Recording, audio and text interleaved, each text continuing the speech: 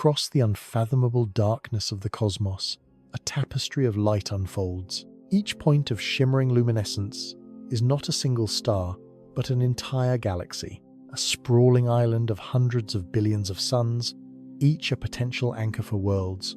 For millennia, we have gazed into this abyss, our necks craned in wonder. We have populated the void with gods, with myths, and with a single, persistent question. A question that echoes through the deepest corridors of the human spirit. Are we alone? We have long presumed that the universe, in its grand indifference, treats all its corners equally, that the ingredients for life are scattered like dust on the cosmic winds, ready to bloom wherever they land. This idea, the principle of mediocrity, suggests that our planet, our star, our galaxy are nothing special, just one ordinary place among a near infinity of others.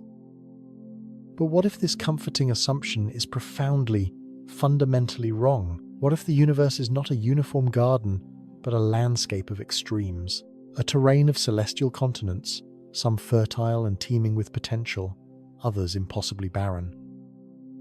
What if the very architecture of your home galaxy, its history, its location, its very essence, is the most critical factor in determining whether the spark of life can ever ignite? We are beginning to understand that some galaxies may indeed be better at creating life than others, that our own Milky Way might be a profoundly privileged place, a rare oasis in a largely sterile cosmos. This is the story of the Galactic Habitable Zone, a concept that redefines our search for life. It is a journey that will take us from the violent, irradiated heart of our own galaxy to the anemic, desolate frontiers of its outer rim. We will explore the grand cosmic architectures, the majestic spirals, the chaotic ellipticals, the scrappy irregulars, and discover how their unique blueprints can either nurture life or extinguish it before it begins. This is a radical re-evaluation of our place in the universe. It suggests our existence may not be a simple cosmic inevitability, but the result of winning a series of lotteries on an astonishingly grand scale.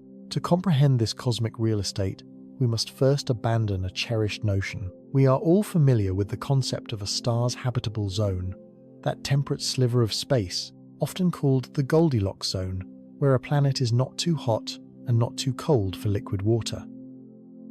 For decades, this has been the guiding principle in our search for other Earths. But this planetary perspective is perilously incomplete. It is like judging the habitability of an entire continent by the climate of a single, tiny island. Science now proposes a far grander concept, a habitable zone written on the scale of an entire galaxy. This galactic habitable zone is a far more complex and violent battlefield of competing forces. Imagine the Milky Way not as a serene disk of stars, but as a colossal, churning metropolis. Like any great city, it has its dangerous, uninhabitable districts and its peaceful, life-sustaining suburbs. At the very center of this galactic city lies a region of unimaginable chaos and peril. This is the galactic core, a domain ruled by a monster, Sagittarius A star, our galaxy's supermassive black hole, a gravitational titan 4 million times the mass of our Sunday. While it is relatively quiet now, its gravitational influence orchestrates a terrifying cosmic ballet. Stars here are packed together thousands of times more densely than in our own neighborhood. They whip around the central abyss on chaotic, unpredictable orbits. A planet in this region would experience a night sky not of gentle, twinkling stars, but a blinding, ceaseless glare from its countless near neighbors. The sheer density of stars creates a cascade of lethal consequences. Stellar encounters, near misses that would be fantastically rare in our part of the galaxy, are commonplace. The gravitational tug-of-war from passing suns would rip planetary systems asunder, flinging worlds into the cold of interstellar space, or sending them on a death spiral into their own star. And then there is the radiation. The galactic core is a cauldron of high-energy phenomena. Supernovae, the explosive deaths of massive stars, are far more frequent here. Each one unleashes a sterilizing wave of gamma rays and X-rays, a blast front that would scour the surfaces of any nearby planets, boiling away their oceans and shredding their atmospheres. Life, a delicate and fragile chemical process, would stand no chance in this cosmic furnace. It is the ultimate inner city, a place of constant violence where nothing can be built to last. So, let us flee this deadly core. Let us travel outwards, far from the central inferno. We journey for tens of thousands of light years to the galaxy's most distant, outermost fringes. Here, we find the opposite extreme. We have escaped the radiation and the chaos. The stars are few and far between, the night sky a sparse, lonely vista. It is a realm of profound peace and quiet, but this tranquility is deceptive, for this is a cosmic desert, a region starved of the very elements necessary to build life. To understand this, we must journey back in time to the dawn of the universe. In the immediate aftermath of the Big Bang, the cosmos was chemically simple, almost boring. It contained only the two lightest elements, hydrogen and a little bit of helium. There was no carbon to form the backbone of organic molecules, no oxygen to bond with hydrogen to make water, no silicon or iron to forge the rocky core of a planet like Earth. The entire periodic table, everything that makes you, me, and the ground we stand on, did not exist. These heavier elements, which astronomers collectively call metals, had to be created. They were forged in the only place in the early universe hot and dense enough to do so, the nuclear furnaces at the hearts of the very first generation of stars. These primordial stars were giants, hundreds of times more massive than our Sunday. They lived fast and died young, burning through their fuel in a mere few million years. When they finally exploded as spectacular supernovae, they seeded the surrounding space with the new elements. They had created the carbon, the nitrogen, the iron. A second generation of stars was born from these enriched clouds of gas and dust. They lived their lives, and in their deaths, they further enriched the galaxy.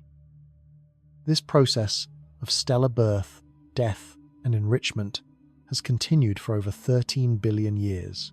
It is a grand cycle of cosmic recycling. But this enrichment has not been uniform across the galaxy. The galactic core, with its high density of stars and rapid cycling of material, became very metal-rich. The outer fringes, however, have been largely left out. Star formation has always been slow and inefficient in these distant suburbs. Fewer generations of stars have lived and died here, so the supply of heavy elements is profoundly limited. Trying to form an Earth-like planet in the galactic outskirts is like trying to build a skyscraper with only sand. You simply lack the fundamental construction materials. Even if a rocky world could somehow form, the building blocks for life itself would be scarce. The universe's great chemical factory simply never set up shop in these remote territories. So, the core is a death zone of radiation, and the edge is a desert of elemental poverty. Where, then, can life arise? It arises in the sweet spot, a broad, life-friendly ring, a galactic suburbia, nestled safely between the two extremes, and that is precisely where we are. Our solar system resides about 26,000 light-years from the galactic center. We are far enough away to be shielded from the core's lethal radiation and gravitational chaos. Yet we are close enough to the action that for billions of years, our region has been seeded by the ashes of countless exploded stars, providing a rich inheritance of heavy elements. This is the Galactic Habitable Zone, a place with enough raw materials to build worlds and living things, but with enough peace and quiet for the billions of years of stable evolution that complex life requires. Our existence here suggests a profound truth. Location is everything, even on a galactic scale. But our address within the Milky Way is only one piece of this intricate puzzle. The very type of galaxy we inhabit, its grand architectural design, may be just as crucial. For not all galaxies are created equal. They come in a spectacular variety of shapes and sizes, each with its own unique history and its own distinct personality. Our home, the Milky Way, is a grand design spiral galaxy. It is a celestial masterpiece of structure and order. At its heart is a dense, yellowish bulge of older stars. Extending from this hub are the majestic, sweeping spiral arms glowing with the blue light of young, hot stars. These arms are the galaxy's great stellar nurseries. They are regions where vast clouds of gas and dust are compressed, triggering furious bursts of star formation. They are beautiful, vibrant, and incredibly dangerous. Inside these arms, the environment is much like a smaller version of the galactic core. The density of stars is higher, supernovae are frequent, and the flux of sterilizing radiation is intense. A planetary system born within a spiral arm would have a difficult, if not impossible, road to life. But here is the crucial insight. Our Sun is not located within a spiral arm. It occupies a relatively calm, protected space-times between the arms, in what's known as an inter-arm spur. Our star orbits the galactic center at a very special speed, a co-rotation radius. This means our Sun's orbital velocity almost perfectly matches the rotational speed of the spiral arms themselves. Imagine our galaxy as a cosmic pinwheel, spinning majestically. Most stars plunge through the dense, dangerous spiral arms as they orbit, like cars crossing busy intersections. But our Sun is different. It keeps pace with the pinwheel's pattern. We drift along in the quiet lane, only rarely and briefly crossing the perilous traffic of a spiral arm. This has granted our solar system an almost unimaginably long period of stability, billions of years of relative calm, allowing the slow, delicate process of evolution to unfold on Earth, largely undisturbed by galactic catastrophes. A spiral galaxy, then, is like a well-designed city. It has its bustling, industrial zones of creation, but it also possesses the quiet, stable residential areas where something fragile and precious can be nurtured. Now, let us contrast this orderly metropolis with a completely different kind of cosmic citizen, an elliptical galaxy. Viewed through a telescope, these are the behemoths of the universe. They are vast, featureless, reddish spheres or ovals of stars, some containing trillions of suns. They lack the beautiful spiral arms, the glowing nebulae, the blue tinge of youth. They are, in a word, old. Most of their stars are ancient, red, and dying. Their appearance hints at a violent and chaotic past.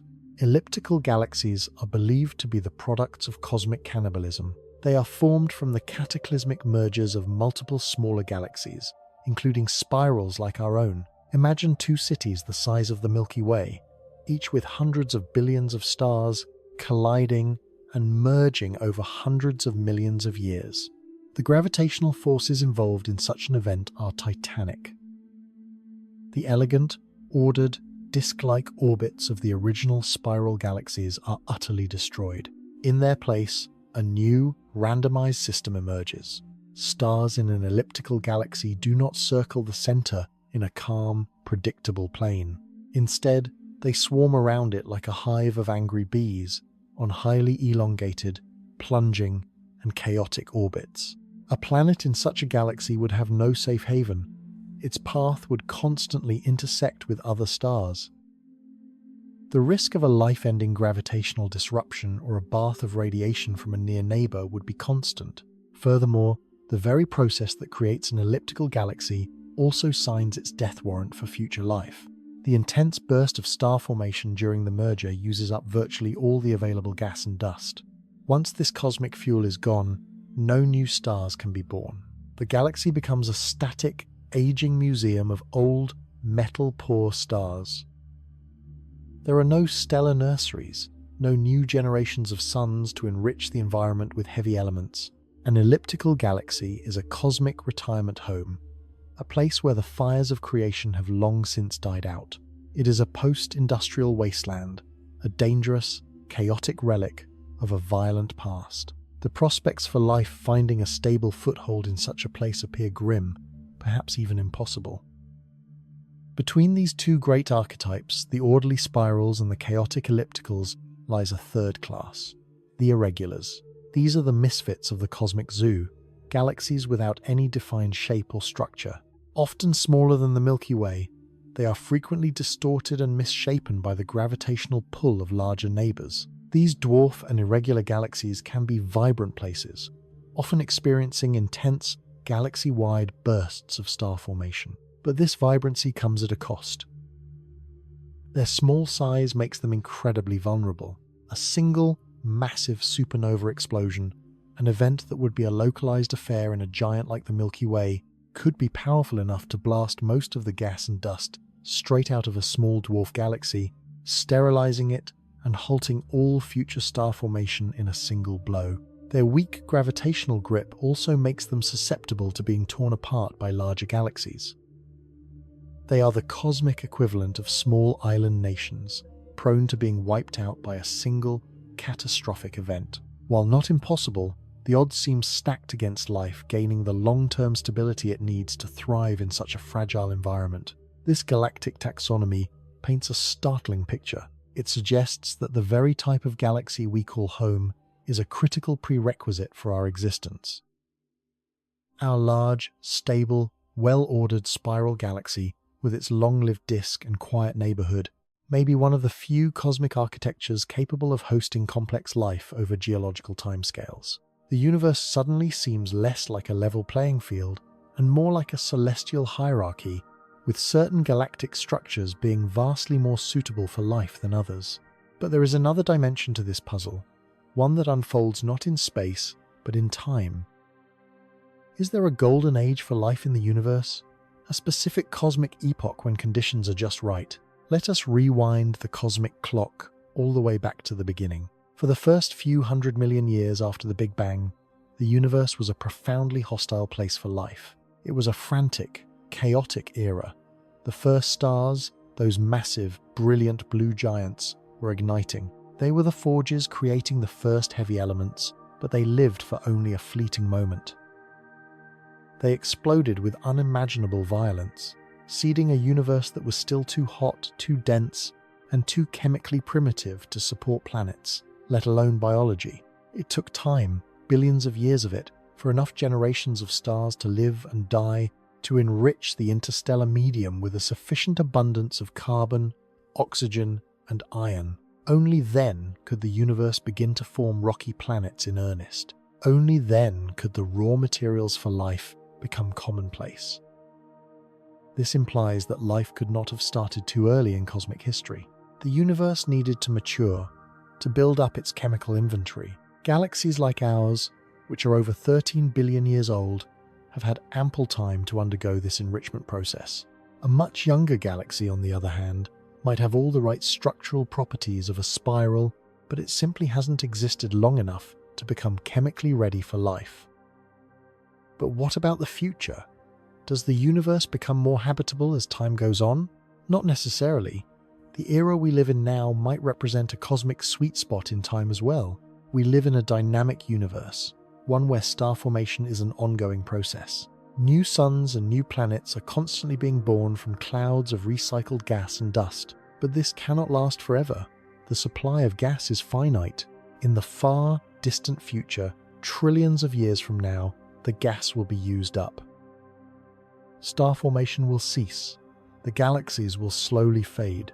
The last long-lived red dwarf stars will eventually flicker and die. The universe will enter its degenerate era, a cold, dark, and lonely place populated only by the fading embers of dead stars, white dwarfs, neutron stars, and black holes. Life as we know it, which depends on the energy from an active star, will be impossible.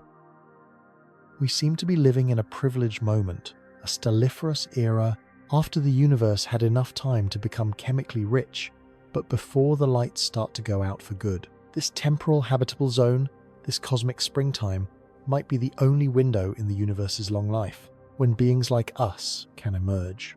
This temporal perspective adds yet another layer of complexity to our search.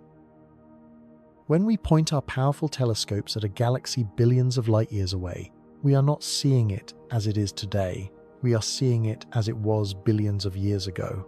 We are looking back in time. We might see a young, turbulent galaxy undergoing frantic star formation. Today, billions of years later, that same galaxy might have settled into a calm, stable spiral perfect for life. Conversely, we might observe a beautiful, life-friendly spiral in the distant universe. But in the intervening eons, it could have undergone a catastrophic merger, transforming it into the sterile, chaotic environment of an elliptical galaxy. The universe we see is a gallery of snapshots from different ages, a cosmic family album, deciphering which of these galactic portraits represents a true cradle for life and which is just a fleeting moment of calm before or after a storm is one of the greatest challenges in modern astronomy. So where does this leave us? We have journeyed through the treacherous landscapes of our own galaxy. We have toured the grand architectures of the cosmos and explored the depths of cosmic time. A new picture is emerging, one that challenges our sense of mediocrity. It suggests that a life-bearing world requires more than just the right distance from the right kind of star. It requires the right kind of orbit in the right part of the right kind of galaxy at the right time in the universe's history. Each of these requirements acts as a filter, dramatically narrowing the search for life. Let's synthesize this knowledge. What would the perfect, superhabitable galaxy look like? It would likely be a large spiral galaxy, perhaps even larger and more massive than the Milky Way. Greater mass would mean more stars, a larger habitable zone, and stronger gravity to hold on to its gas reserves for future star formation. It would need to be an old galaxy to have had sufficient time for chemical enrichment, but it must also have avoided major collisions for the last several billion years, preserving the stable, disk-like orbits crucial for long-term planetary stability. Its central supermassive black hole would need to be relatively quiescent, not actively feasting on gas, and blasting the galactic core with lethal jets of radiation. Its rate of star formation would be moderate, not so frantic that supernovae are a constant menace, but not so slow that new, metal-rich planetary systems aren't being formed. It is a delicate balance, a confluence of properties that might be exceedingly rare. And this brings us back to that profound, haunting question posed by the physicist Enrico Fermi: where is everybody? The Fermi paradox highlights the stunning contradiction between the high probability of extraterrestrial life and the complete lack of evidence for it. Perhaps the solution to this great silence lies not just on other worlds, but in the galaxies that house them.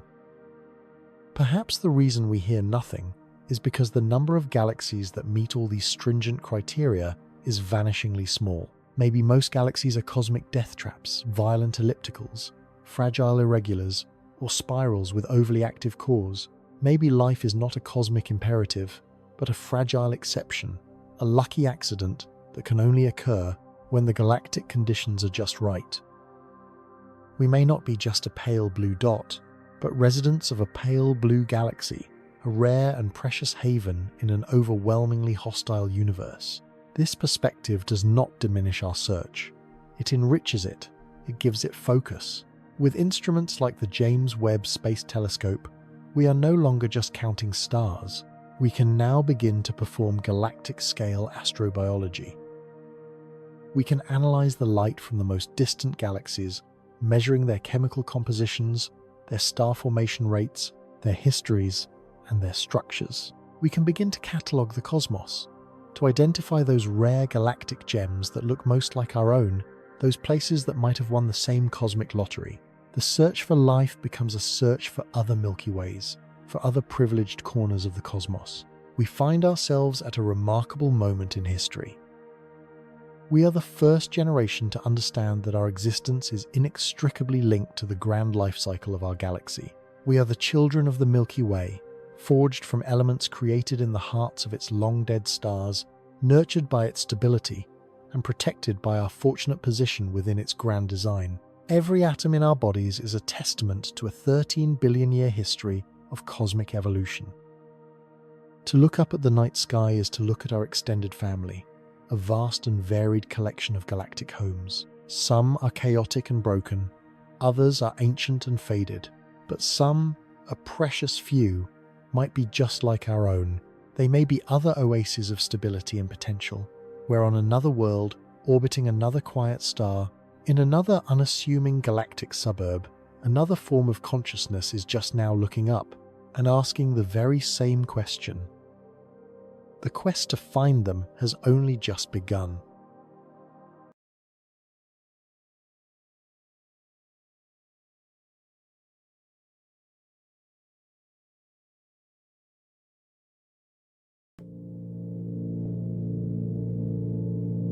What if the universe in all its majestic and intricate design had a family tree with a missing branch? Imagine a grand evolutionary story written across the cosmos detailing the birth, life and death of its most extreme creations. A story of titans where we can clearly see the infants and we stand in awe of the colossal adults. But when we look for the teenagers, the adolescents, the crucial link that connects one to the other, we find only a profound and unsettling silence. This is not a biological puzzle on some distant world. It is one of the deepest and most persistent enigmas in modern astrophysics, a vast, empty chapter in the biography of the cosmos itself.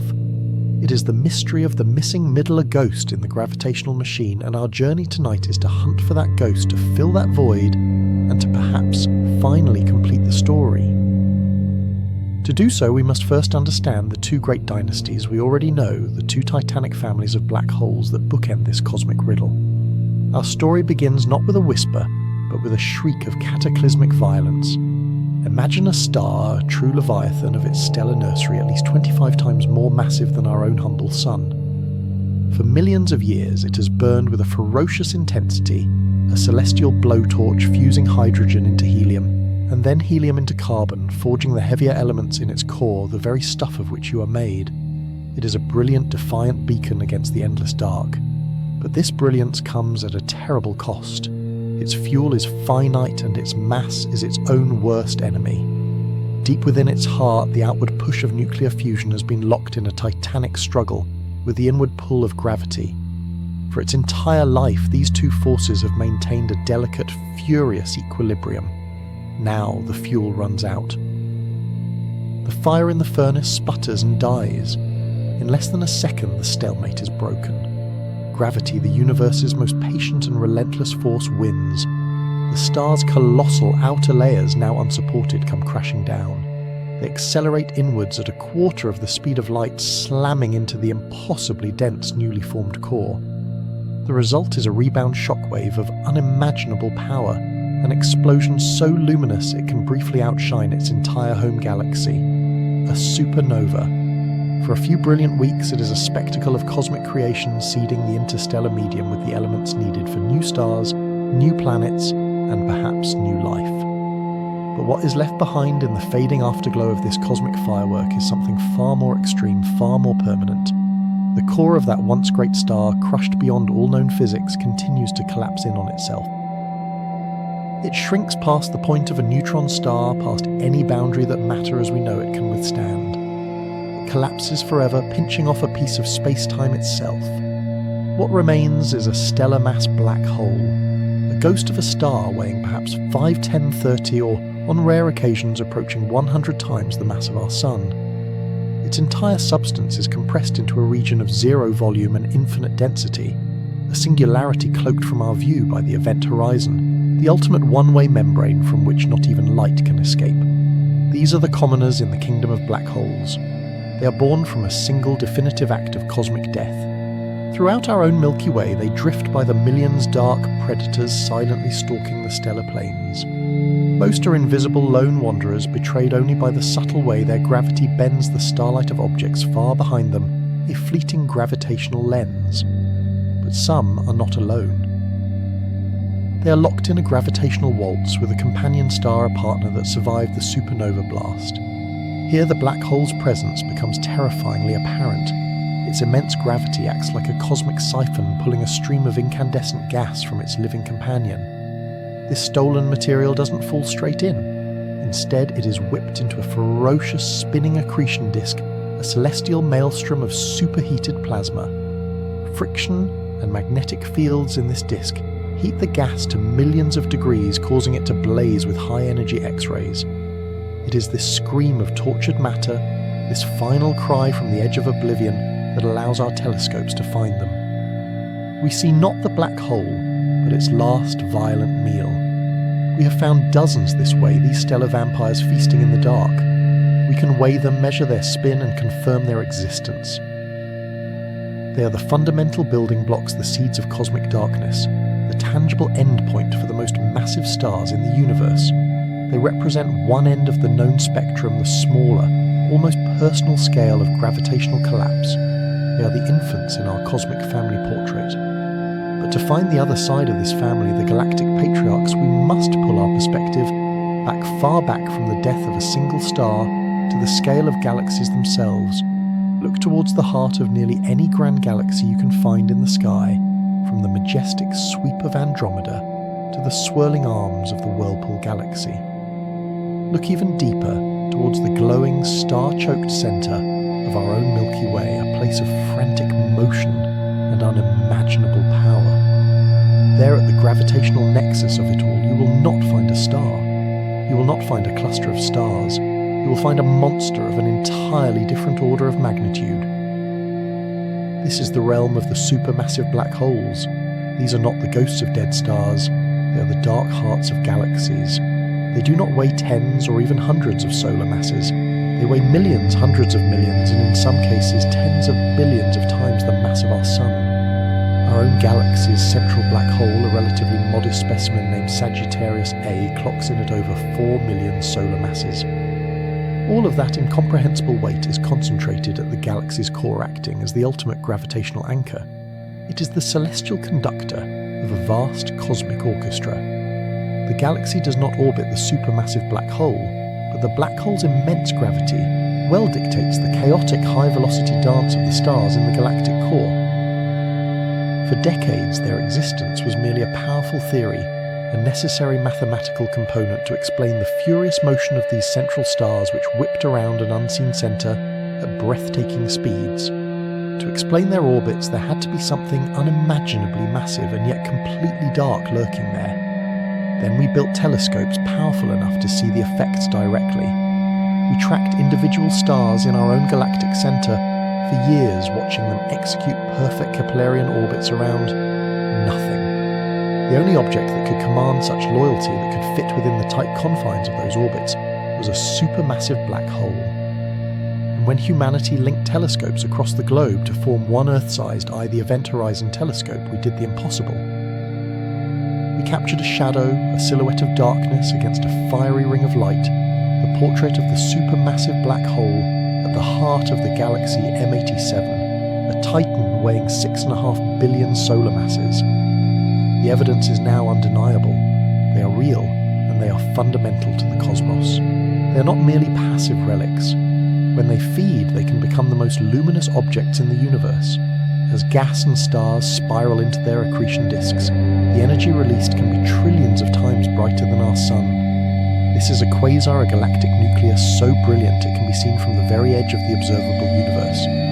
The energy unleashed in this feeding frenzy is so potent it can launch jets of particles thousands of light years long, ploughing through the galaxy and profoundly influencing its destiny.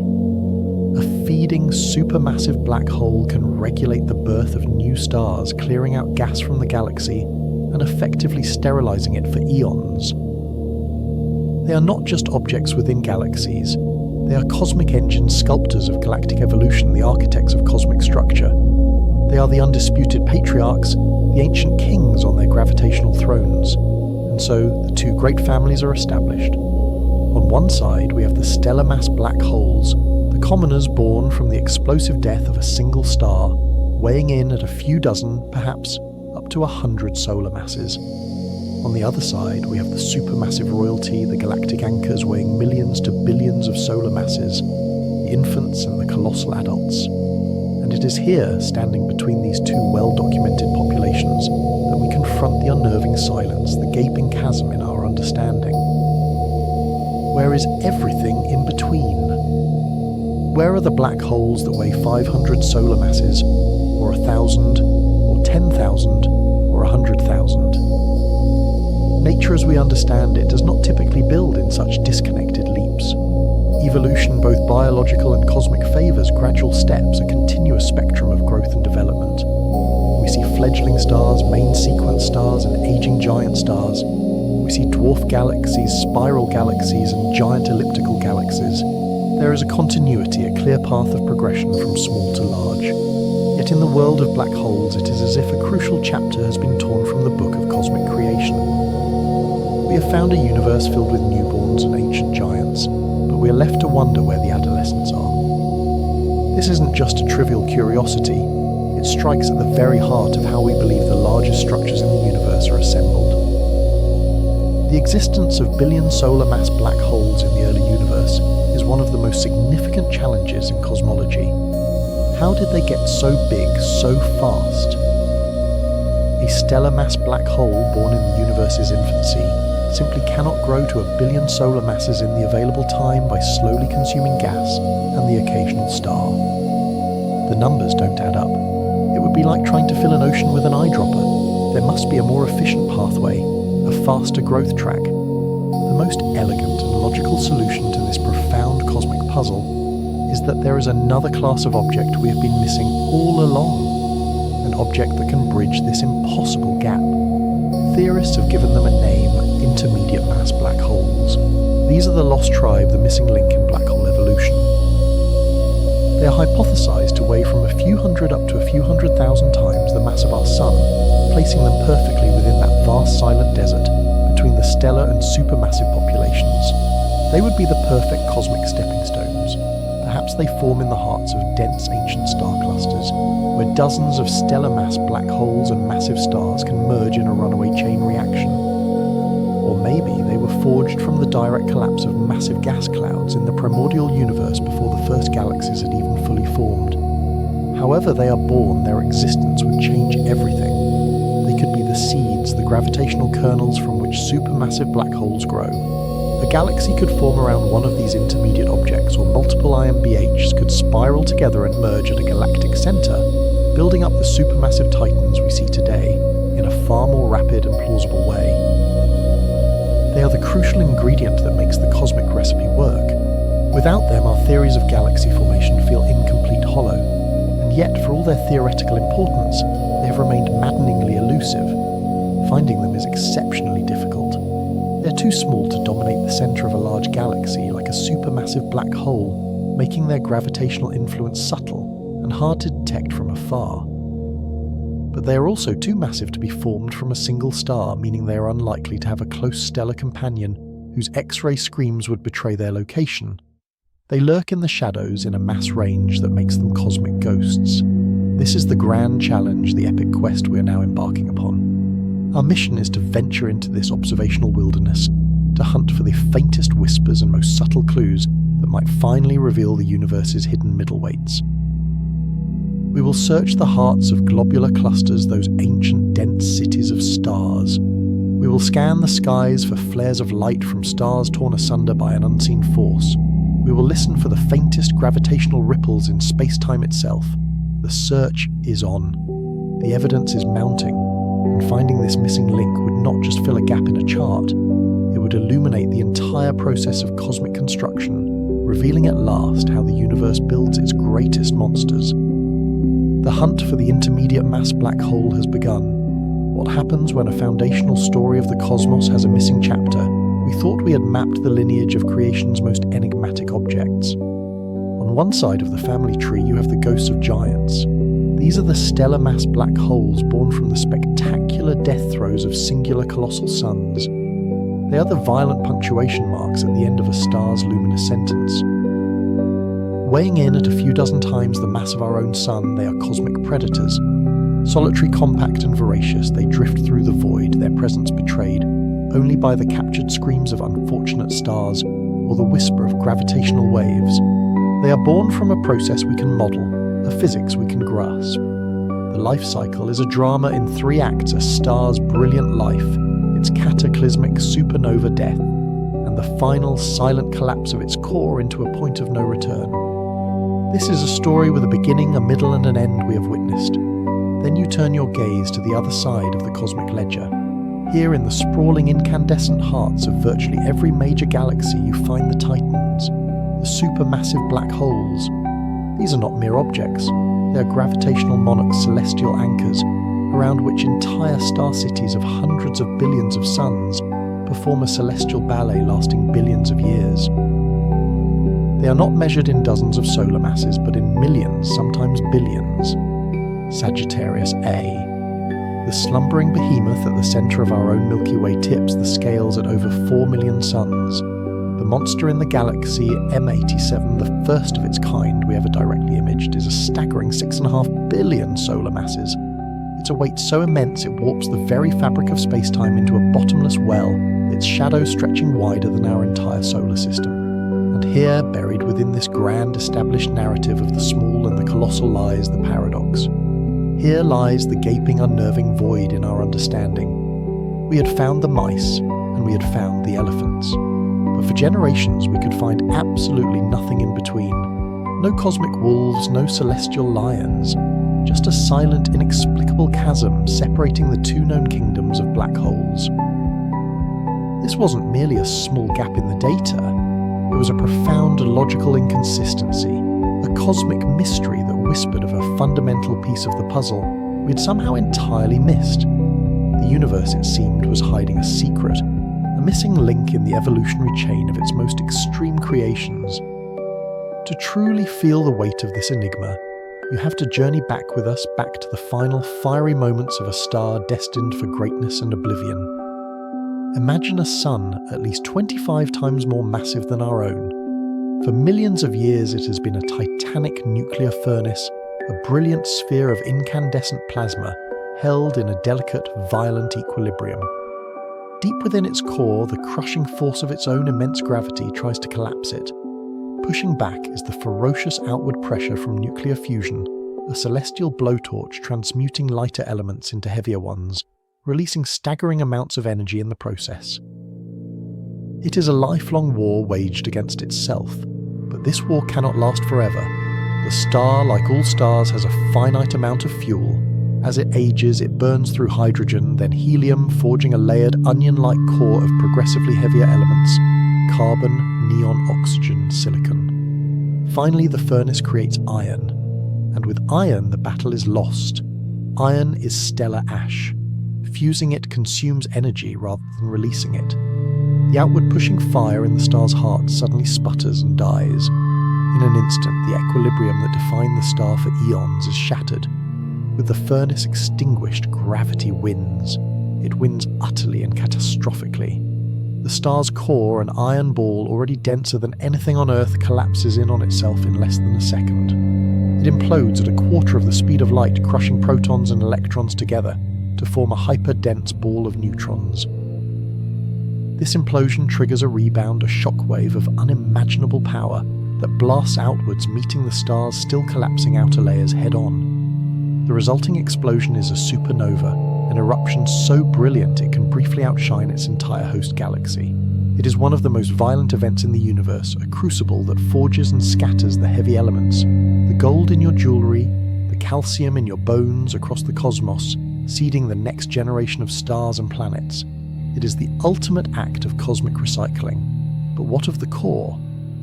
What is left behind in the fading afterglow of this cosmic conflagration? If the original star was massive enough the crushed neutron core cannot hold, even the fundamental forces of nature cannot halt the final collapse.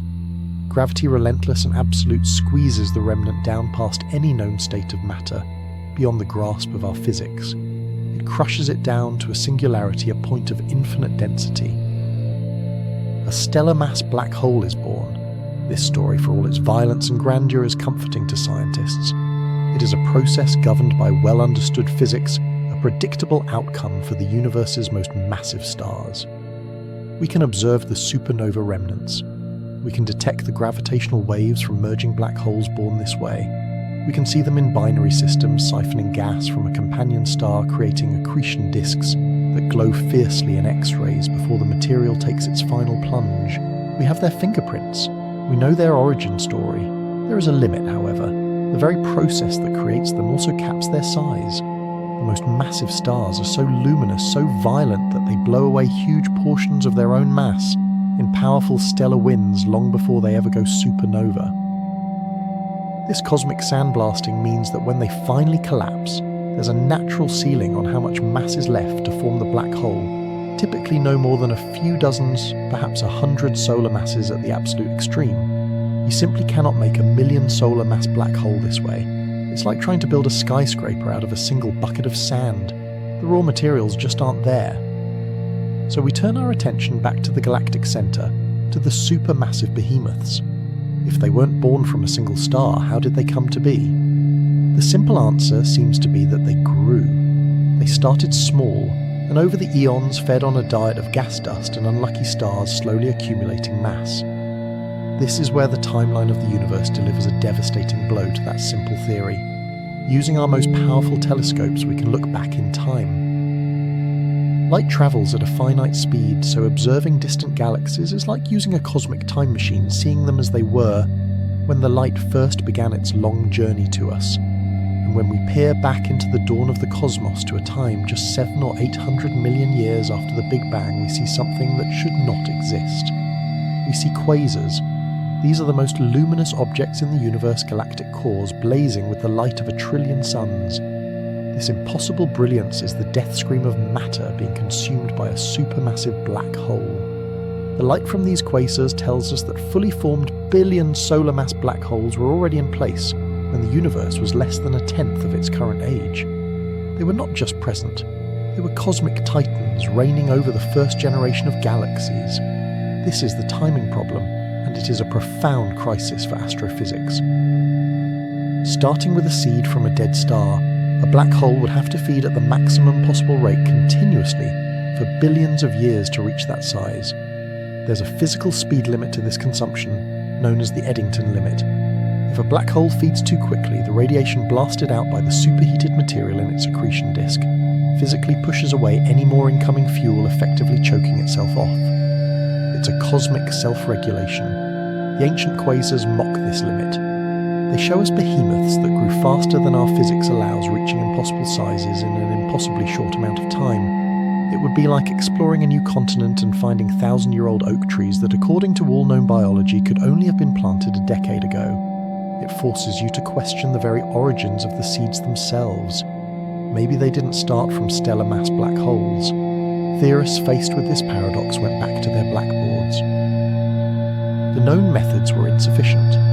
Merging stellar mass black holes one by one would take far too long. The gravitational dynamics of such encounters are chaotic. More often than not, the merging objects would receive a powerful gravitational kick, flinging them out of their host galaxy altogether, not consolidating them at its centre. A new idea began to emerge, a whisper that became a hypothesis.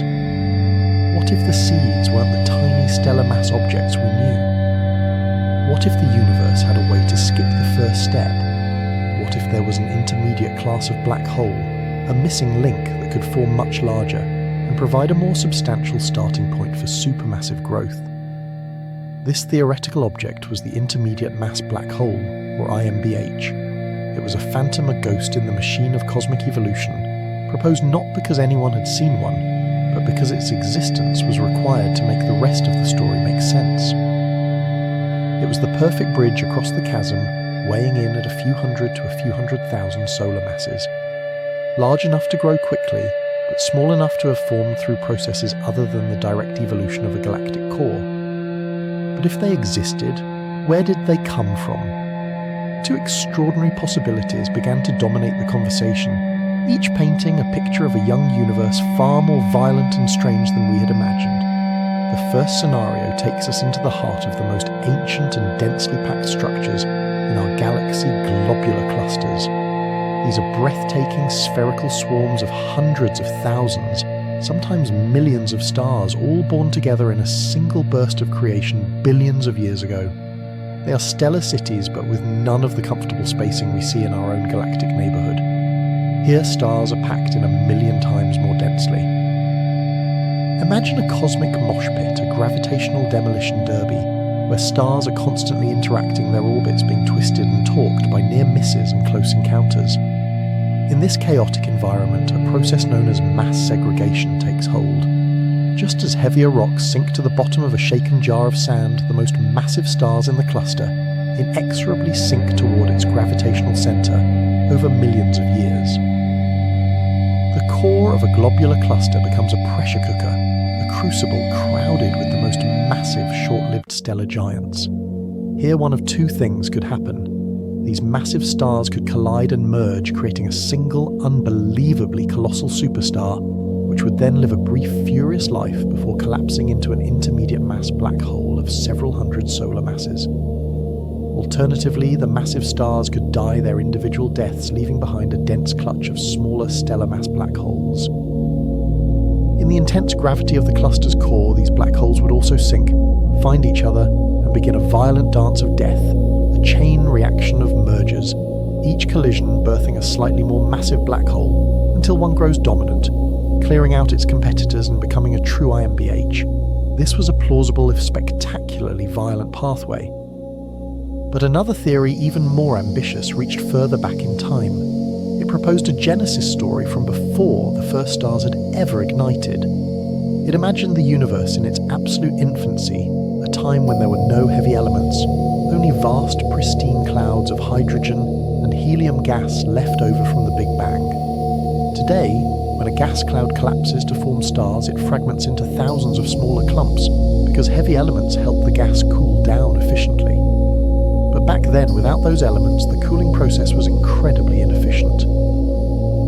Theorists calculated that under very specific Goldilocks-like conditions, a primordial gas cloud of immense size, 100,000 solar masses or more, could collapse monolithically. It would not fragment into a cluster of normal stars. Instead, the entire colossal cloud would fall in on itself in one go, perhaps briefly forming a temporary quasi-star of unimaginable proportions before the whole structure collapsed directly entirely into a black hole. This was the direct collapse black hole model. It was a breathtaking idea. It meant that some of the universe's first monsters weren't born from the death of light, but from a dark genesis, from pristine gas that had never once been forged into a star. They would be born as IMBHs from the very start, perfect seeds ready and waiting, in the hearts of the first proto-galaxies, perfectly positioned to begin the rapid feasting that would turn them into the supermassive quasars we see at the dawn of time. So the theories were in place. We had two compelling, elegant explanations for how these missing links might be forged. One in the chaotic hearts of stellar cities, the other in the silent purity of the cosmic dawn. Their existence would solve the timing paradox of the supermassive giants and fill the maddening gap in the black hole family album. There was just one monumental problem. For decades, we couldn't find a single one. The observational challenge was immense, a hunt for a creature that was by its very nature an expert at hiding. An IMBH is not a supermassive black hole. It doesn't sit at the center of a vast galaxy surrounded by a constantly replenished buffet of gas that makes it blaze as a quasar. It would likely be found in the core of a globular cluster, a region so blindingly dense with stars that picking out the signature of a single dark object within it is almost impossible. Or it might be the lonely monarch of a dwarf galaxy, a much smaller, fainter stellar system, where its gravitational influence would be subtle and hard to distinguish from a dense cluster of stars. They are dark, they are quiet, and they are small enough to be lost in the crowd. The search was on, but it was akin to listening for a single silent footstep in the middle of a roaring stadium. Their existence remained speculative, a beautiful and necessary theory that lacked the hard currency of observation. This phantom of the cosmos became a holy grail for a dedicated cadre of astronomers. They knew the story of the universe felt incomplete without it. They were convinced that this missing chapter was not gone, but merely hidden, written in an ink that was invisible to our existing methods. And so they began to devise new ingenious ways to see the unseeable, to prove that the universe's missing link was not a ghost after all. They would have to learn how to map the precise dance of individual stars searching for the telltale gravitational wobble caused by an unseen partner. They would have to search for the sudden, brilliant flare of a star torn apart by a tidal force no ordinary object could muster. They would have to push technology and their own ingenuity to the absolute limit, all in the hope of catching a fleeting glimpse of the universe's most elusive creature. For generations, the chasm in our cosmic census remained a ghost, haunting our theories, a silent indictment of our incomplete understanding. We had the stellar mass black holes, the savage remnants of colossal stars, and we had the supermassive titans, the gravitational anchors of entire galaxies. But the vital link between them, the adolescent stage of cosmic growth, was nowhere to be found. The question lingered in observatories and lecture halls across the planet. How do you find an object that is by its very nature the master of hiding?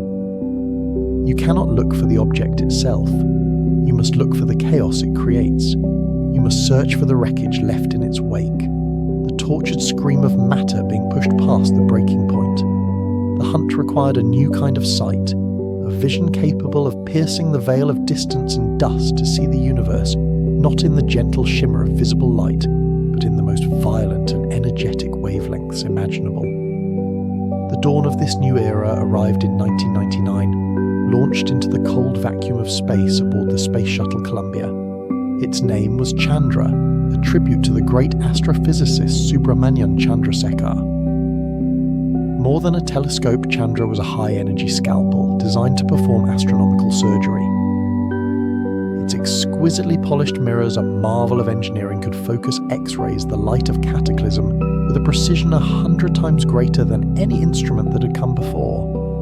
For the first time, we could resolve the searingly hot, turbulent hearts of distant galaxies into collections of individual brilliant points of light. We were no longer looking at a blurry cityscape. We were suddenly able to read the street signs. And what we found almost immediately was a profound and exhilarating mystery. Dotted across the spiral arms and central hubs of neighbouring galaxies were sources of X-ray light so ferocious, so unbelievably powerful, they seemed to defy the known laws of physics. They were given a deceptively simple name, ultra-luminous X-ray sources, or ULX, but their nature was anything but simple. Imagine a stellar mass black hole, perhaps 10 or 20 times the mass of our Sun, feeding on a captured star. The material from that star spiralling into the abyss forms an accretion disk, a cosmic whirlpool of gas and dust heated to millions of degrees. As it glows, it shines, producing a torrent of X-rays. But physics imposes a strict fundamental speed limit on this process. It's a concept known as the Eddington limit. Think of it as a cosmic safety valve. The light pouring out from the hot gas exerts an outward pressure, a wind of pure radiation that pushes back against the very material trying to fall in. If a black hole tries to feed too quickly, the sheer brilliance of its meal literally blows the rest of the food away. A stellar mass black hole, no matter how voracious, simply cannot sustain a luminosity beyond a certain well-defined threshold. It is a line in the sand drawn by the fundamental forces of the universe. The ULX we were discovering with Chandra were not just crossing that line, they were obliterating it. They blazed with a radiance 10, 100, sometimes even 1,000 times brighter than the absolute maximum allowed for a typical stellar mass black hole. The light we were seeing was impossible. It was like finding a single lighthouse that outshined the combined light of an entire capital city. This was the first great clue, the tantalizing breadcrumb trail that led astronomers down a rabbit hole of intense debate and discovery. We were faced with a stark and thrilling dilemma, a cosmic fork in the road. Either our understanding of accretion physics was fundamentally wrong, or these were not stellar mass black holes at all. Perhaps hidden within the blinding glare of these celestial blowtorches, we were finally staring at the first direct evidence of the missing link. The astronomical community quickly fractured into two opposing camps, each championing a different explanation for these baffling phenomena. The first and most sensational hypothesis was that ULX were precisely what we had been searching for. They were the unambiguous signposts of intermediate mass black holes. The logic was beautifully, compellingly simple. The Eddington limit, that cosmic speed limit on brightness, is directly tied to the mass of the central object. A more massive object has a stronger gravitational grip, allowing it to hold onto its food and burn brighter before the radiation pressure becomes overwhelming.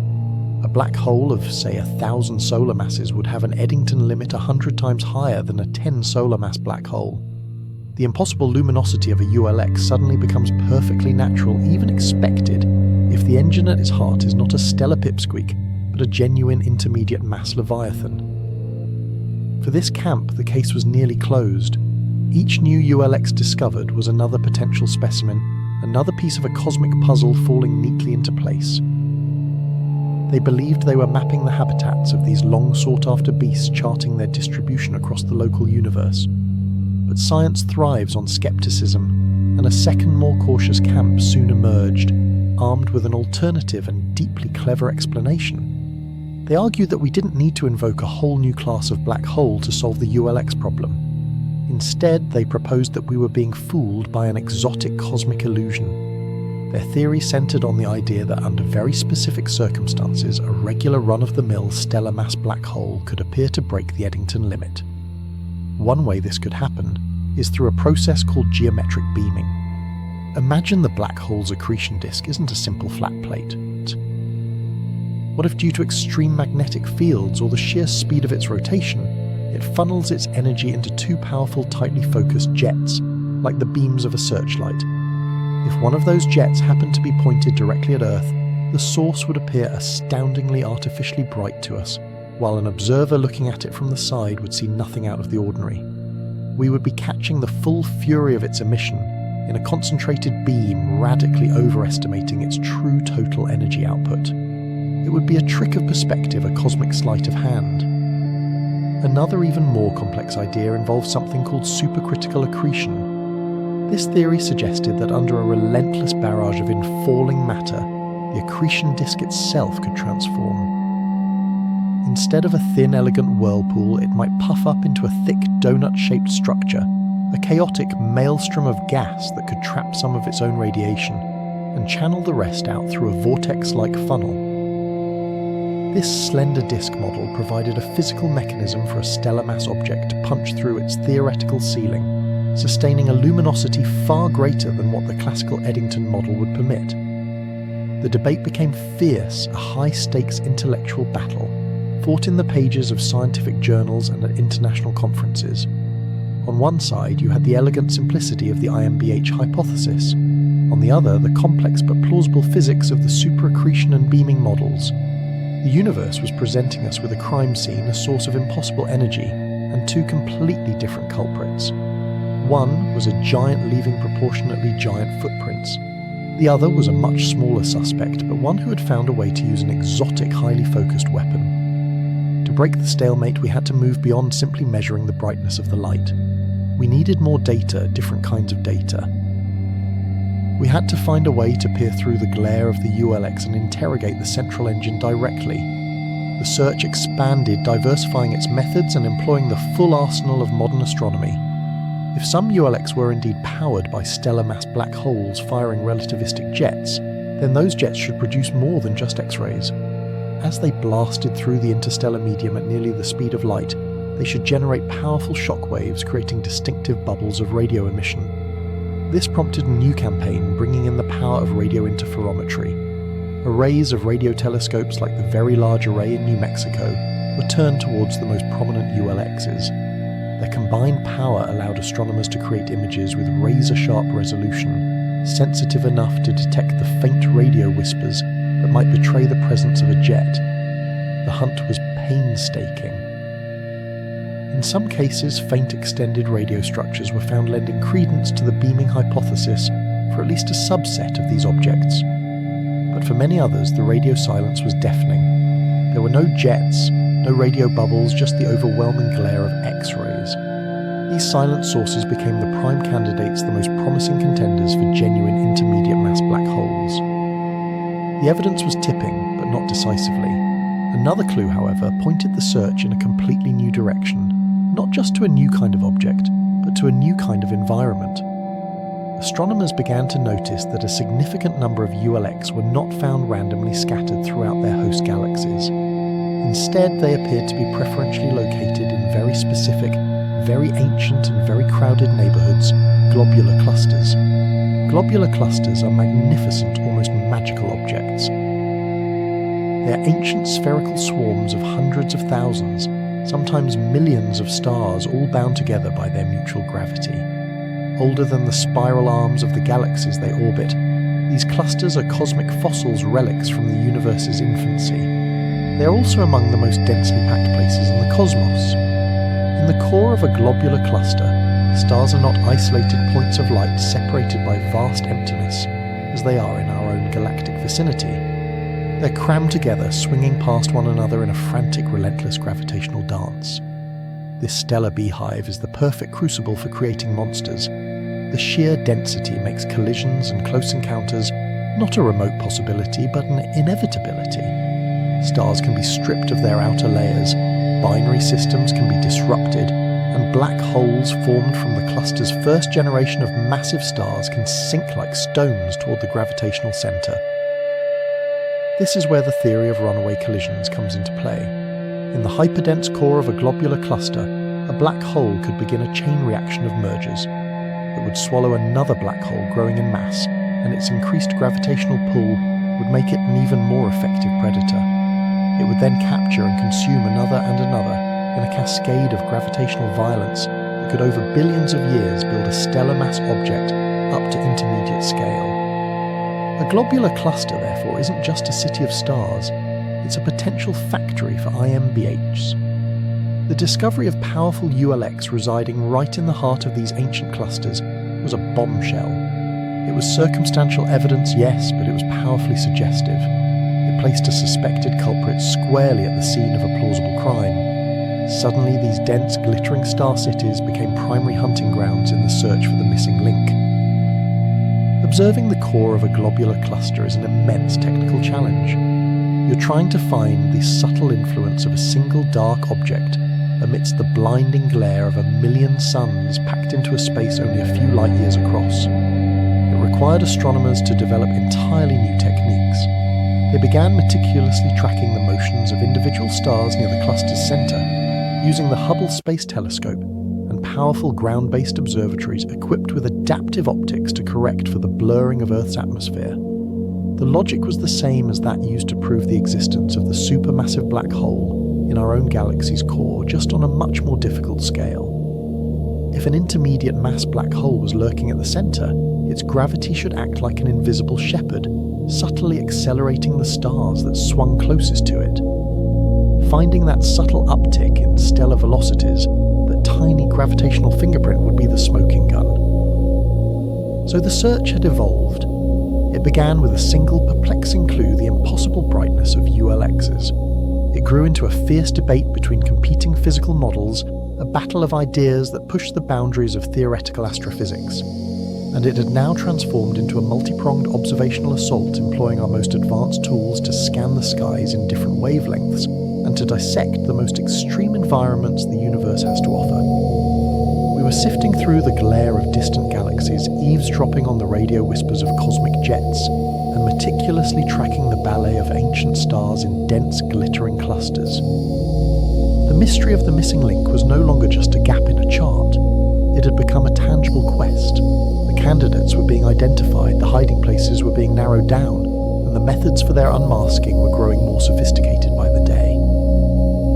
We hadn't found our quarry yet, but for the first time we could truly sense it was close. The scent was on the wind, the hunt was on. For generations the search had been a story told in whispers and shadows. We hunted for our missing links in the faint, furtive wobbles of distant stars, in the strange accelerated dance of dense globular clusters, and in the enigmatic flares of ultra-luminous X-ray sources. The evidence was tantalizing, a trail of cosmic breadcrumbs scattered across the void, yet it was always indirect, always circumstantial. We were like detectives at a crime scene with fingerprints, but no suspect, a motive with no culprit. We could infer the presence of these intermediate mass ghosts. We could model their gravitational haunting of their stellar neighbourhoods, but we could never truly see them, never truly prove their existence beyond a reasonable doubt. The universe, it seemed, was content to keep its middleweights hidden, leaving a frustrating gaping hole in our grand tapestry of cosmic evolution. But all of that was about to change, because humanity was on the verge of developing an entirely new sense. What if after a century of staring into the cosmic dark we could finally learn to listen? What if we could hear the silent symphony of gravity itself, the tremors in space-time that Einstein had predicted but believed we could never detect?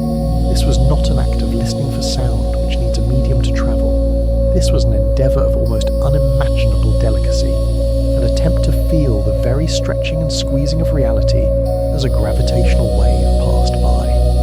The instruments we built for this task, the laser interferometer, gravitational wave observatories or LIGO, were marvels of terrestrial engineering designed to perceive the most violent events in the cosmos. In Washington State and Louisiana, we constructed two identical L-shaped leviathans, their 4-kilometre-long arms encased in the world's most perfect vacuum tubes.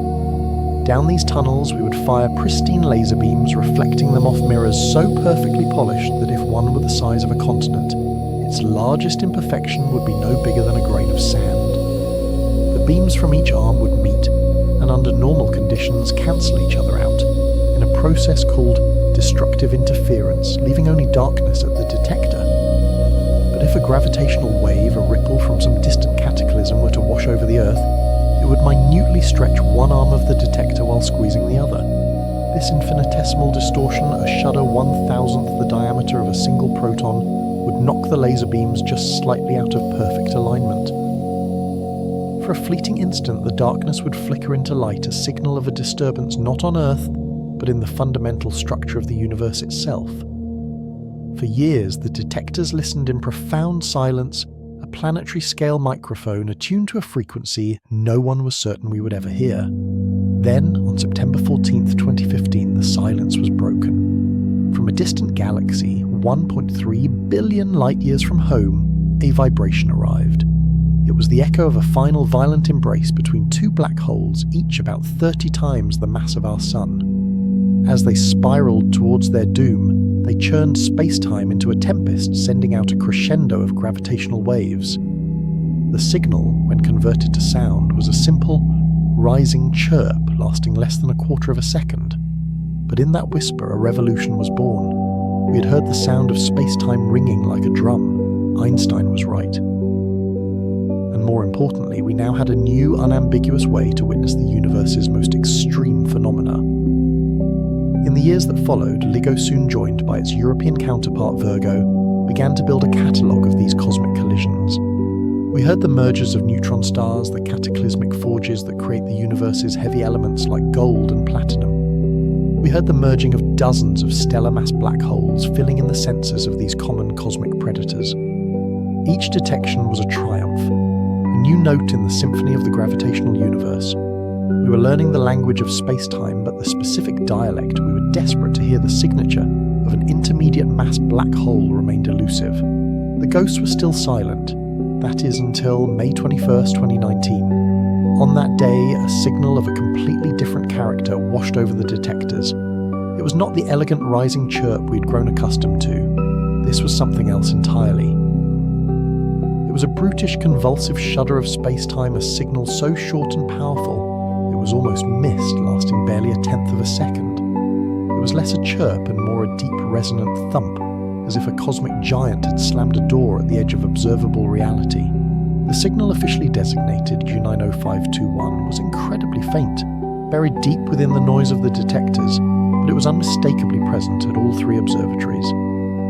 And when physicists began to deconstruct this phantom sound, they realized they were looking at something that defied their expectations, something that broke the established rules. The frequencies were lower, the duration was shorter, and the implied power was staggering. Whatever had produced this gravitational scream was unlike anything we had ever heard before. It spoke of entities far more massive, locked in a far more violent and rapid collision than the stellar mass pairings that had become our baseline.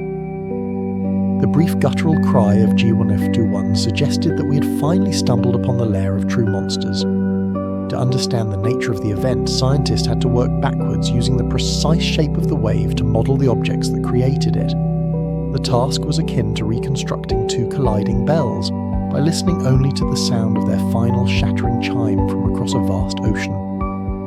And the answer that emerged from the supercomputer simulations was profoundly strange, presenting a paradox wrapped inside a mystery. The gravitational wave had been produced by the merger of two enormous black holes. The first, the primary partner in this deadly dance, weighed in at an estimated 85 times the mass of our Sun. The second was a staggering 66 solar masses. Immediately, alarm bells went off in the astronomical community. These numbers were not just big, they were supposedly impossible. According to our best models of stellar evolution, there exists a forbidden zone for black holes, a desolate region known as the pair instability mass gap. We believe that stars massive enough to produce black holes between roughly 65 and 120 solar masses do not collapse quietly into darkness. Instead, in their death throes, their cores become so hot that they generate vast quantities of matter and antimatter. This process triggers a runaway thermonuclear explosion so violent that it completely obliterates the star, leaving no remnant at all. No black hole, no neutron star, nothing but expanding gas and dust.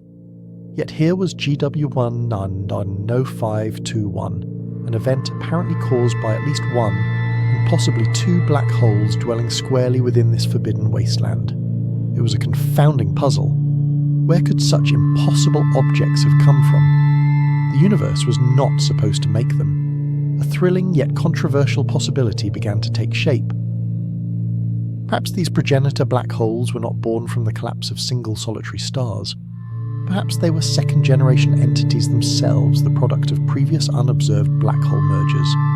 In the chaotic, densely packed heart of a globular cluster or a young massive star cluster, smaller black holes could have collided and merged over eons, gradually building up their mass.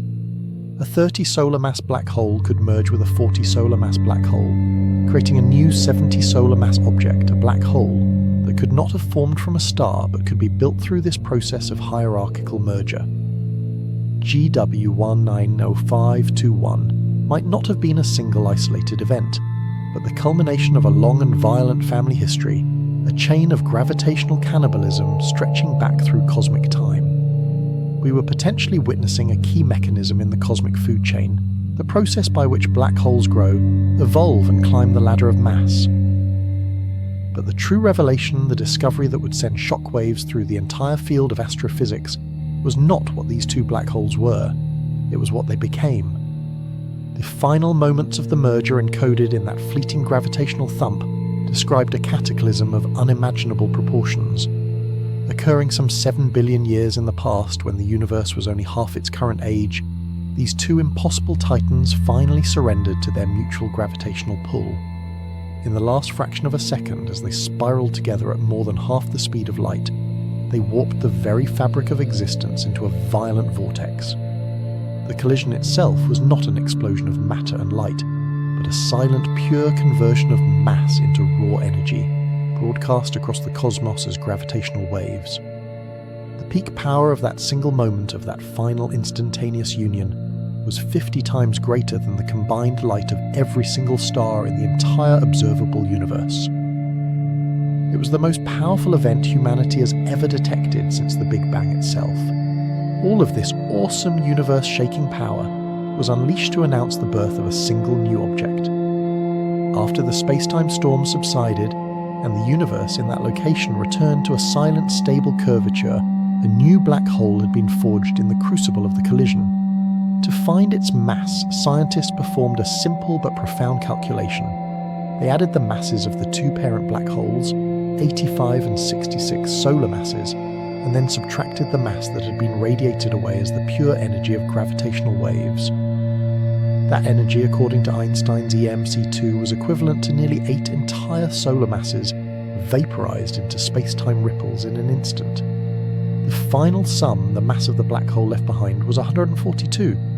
142 times the mass of our Sun. The number hung in the air, a testament to the awesome power of the cosmos. 142 solar masses. It was not a stellar mass black hole born from the collapse of a star.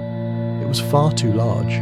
It was not a supermassive black hole, the galactic anchors weighing millions or billions of suns. It was far too small. It landed squarely, irrefutably, undeniably in the heart of the desert in the very mass range we had sought for decades. It was an intermediate mass black hole. For the first time, we had not just inferred the existence of one of these creatures from its subtle influence on its surroundings. We had not seen its shadow or its echo. We had witnessed its birth. We had a recording of its genesis, a birth certificate written in the language of gravity itself. The ghost story had ended because the phantom had finally audibly materialized before us. GW190521 was more than just another detection. It was a profound paradigm shift. It was the discovery of a new species in the cosmic zoo, the missing link we had hunted for so long.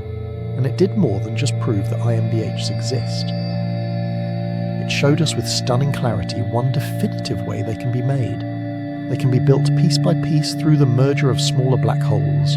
This hierarchical assembly model, once a compelling theory, now had its first piece of direct, unambiguous observational evidence. The implications were breathtaking, rippling outwards through nearly every branch of cosmology and astrophysics.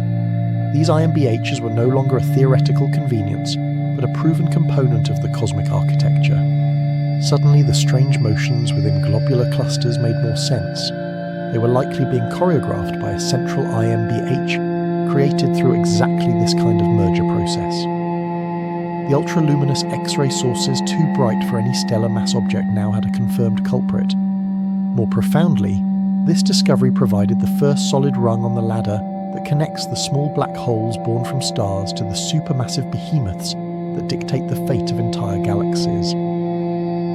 Perhaps the seeds of those galactic monsters were not exotic objects from the dawn of time, but IMBHs like the one born from G-Bar 905221, which grew over billions of years through a steady diet of stars gas and other black holes. The universe suddenly seemed more orderly, the great chain of being more complete. The chasm in our understanding had not just been bridged, it had been filled by the violent creation of a 142 solar mass titan, 7 billion light-years away. The hunt for a single IMBH was over, but the discovery had blown the doors wide open for 1,000 new questions. Now that we have found one, how many more are out there lurking silently in the dark? What role have these celestial middleweights played in sculpting the galaxies we see today? And what other secrets will be revealed now that we have finally taught ourselves how to listen to the whispers of gravity? And so, for a fleeting, almost imperceptible moment, the universe had whispered its secret. That ephemeral chirp, the sound of GPU 199, 5421 was more than just a discovery, it was a vindication. Across the globe, in control rooms and university offices, a collective breath was released. The hierarchical merger model, the elegant step-by-step story of cosmic growth had found its triumphant proof. The idea that black holes could climb a gravitational staircase, that stellar mass corpses could waltz together, merge, and give birth to a larger heir was no longer just a compelling theory. We had heard the birth cry of an intermediate mass black hole forged in the crucible of a final violent union. It was a beautiful, tidy solution to a decades-old puzzle. The missing link, it seemed, had been found, and its origin story was one of patient cosmic cannibalism written in the language of space-time itself. The narrative felt complete, the chapter seemingly closed, but science rarely, if ever, offers such simple closures. A triumphant discovery upon closer inspection often reveals itself not as a destination, but as a gateway to a landscape of far deeper and more bewildering questions. The very clarity of GW1900521 signal, its unambiguous testimony to a merger, began to cast long shadows over our assumptions. Yes, this pathway to the IMBH kingdom was real. We had the evidence, a gravitational ghost captured in our detectors, but was it the only path?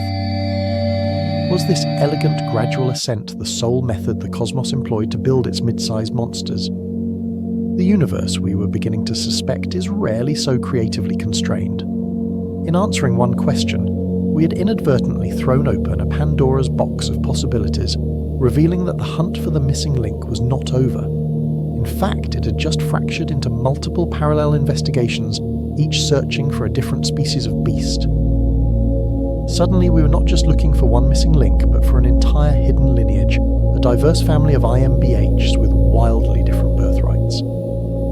The hierarchical merger model, for all its validated elegance, began to look like just one chapter in a much grander, more complex epic. Scientists were forced to revisit older, more exotic theories, ideas once relegated to the fringes of computational models, now thrust back into the spotlight by our newfound knowledge. The cosmos, it turned out, might have more than one recipe for creating these gravitational titans. The tidy staircase we had celebrated might be accompanied by express elevators and violent, chaotic scrambles to the top. The debate was reignited, fueled not by a lack of evidence, but by the profound implications of the evidence we finally held. We'd found a way, but the universe might have many. Imagine for a moment the infant cosmos. Not the universe of today, filled with intricate galaxies and seasoned with heavy elements forged in generations of stars. Go back further to a time of profound simplicity and terrifying scale. A time just a few 100 million years after the Big Bang, when the only ingredients available were vast, pristine clouds of hydrogen and helium gas. this primordial nursery, the rules of star formation were different. Today, as a gas cloud collapses, heavier elements like carbon and oxygen act as efficient coolants, allowing the cloud to radiate away heat fragment and form hundreds or thousands of individual relatively small stars. But back then, in that pure, untainted environment, these crucial cooling agents simply did not exist. A colossal cloud of primordial gas 1,000,000 times the mass of our Sun would have no such braking mechanism. As gravity pulled it inexorably inward, its internal temperature would skyrocket, creating immense pressure that resisted fragmentation. The cloud would be unable to shatter into a litter of normal stars. Instead, it would remain terrifyingly coherent, a single monolithic entity caught in a runaway gravitational collapse. The entire gargantuan structure, containing enough matter to build a small galaxy, would plummet inward upon itself in a cataclysm of unimaginable proportions. It wouldn't ignite as a star. It was far too massive, its own gravity too overwhelming. It would bypass the stellar stage of life entirely. This was not starbirth. This was a celestial stillbirth, a direct and brutal shortcut on the cosmic food chain. This is the heart of the direct collapse model. It proposes a lineage of IMBH that are not built but born. They spring into existence fully formed as primordial titans weighing tens of thousands of solar masses without ever having been a star, without a single merger. They are the old blood, the ancient nobility of the black hole family tree forged in the unique crucible of the dawn of time. Finding one would be like discovering a living dinosaur, a relic from a bygone era, with a completely different evolutionary history. These direct collapse black holes, or DCBHs, would be a fundamentally different flavour of monster. They wouldn't be the product of a long and violent adulthood spent consuming their peers. They would be born as giants, their immense mass a birthright conferred by the unique physics of the universe's infancy.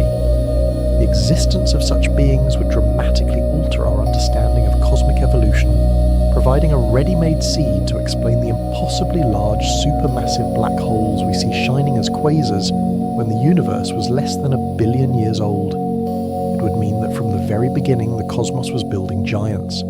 But the universe's creative potential for violence and construction doesn't end there. If the direct collapse model offers a pathway of immense scale and primordial simplicity, a third theory presents a vision of pure, unadulterated chaos.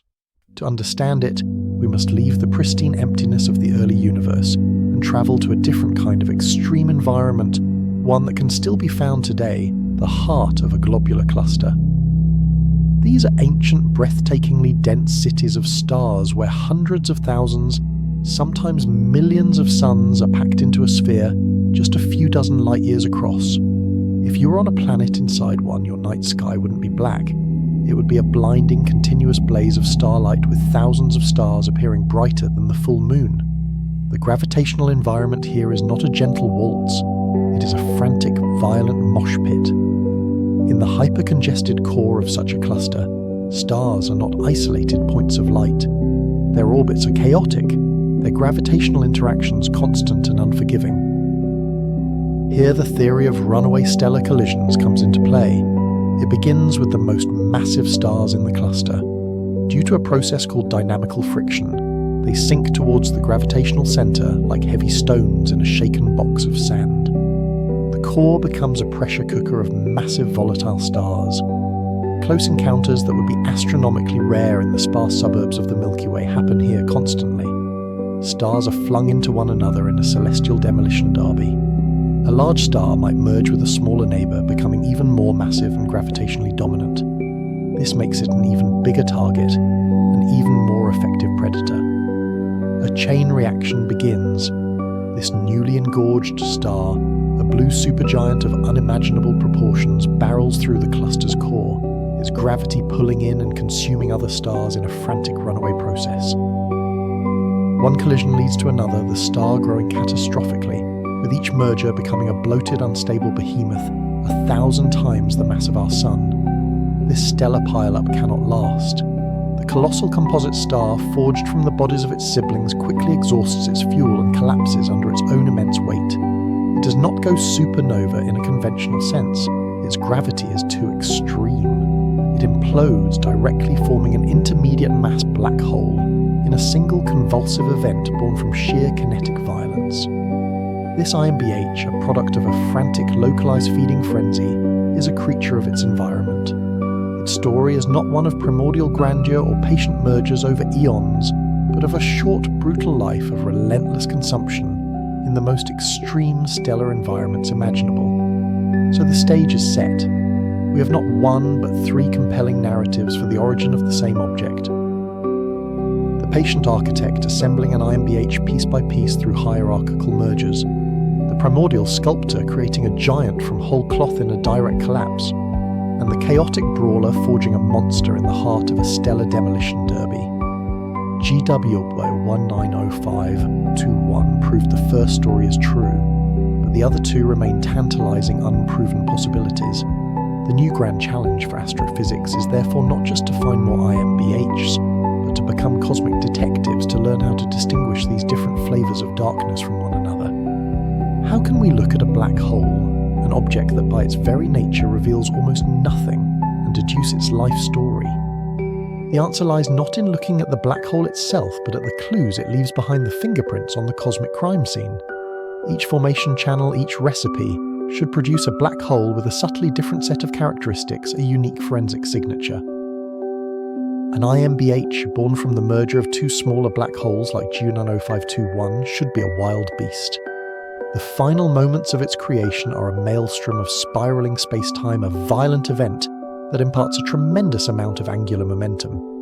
We therefore expect these merger-born IMBHs to have very high spins whirling like furious gravitational gyroscopes.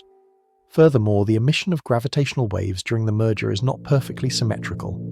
This asymmetry can deliver a powerful kick to the final black hole, launching it like a cannonball at hundreds or even thousands of kilometers per second. Consequently, we might expect to find these IMBHs not in the center of their host galaxies, but wandering the lonely galactic halos exiled from their birthplace by the very violence of their creation.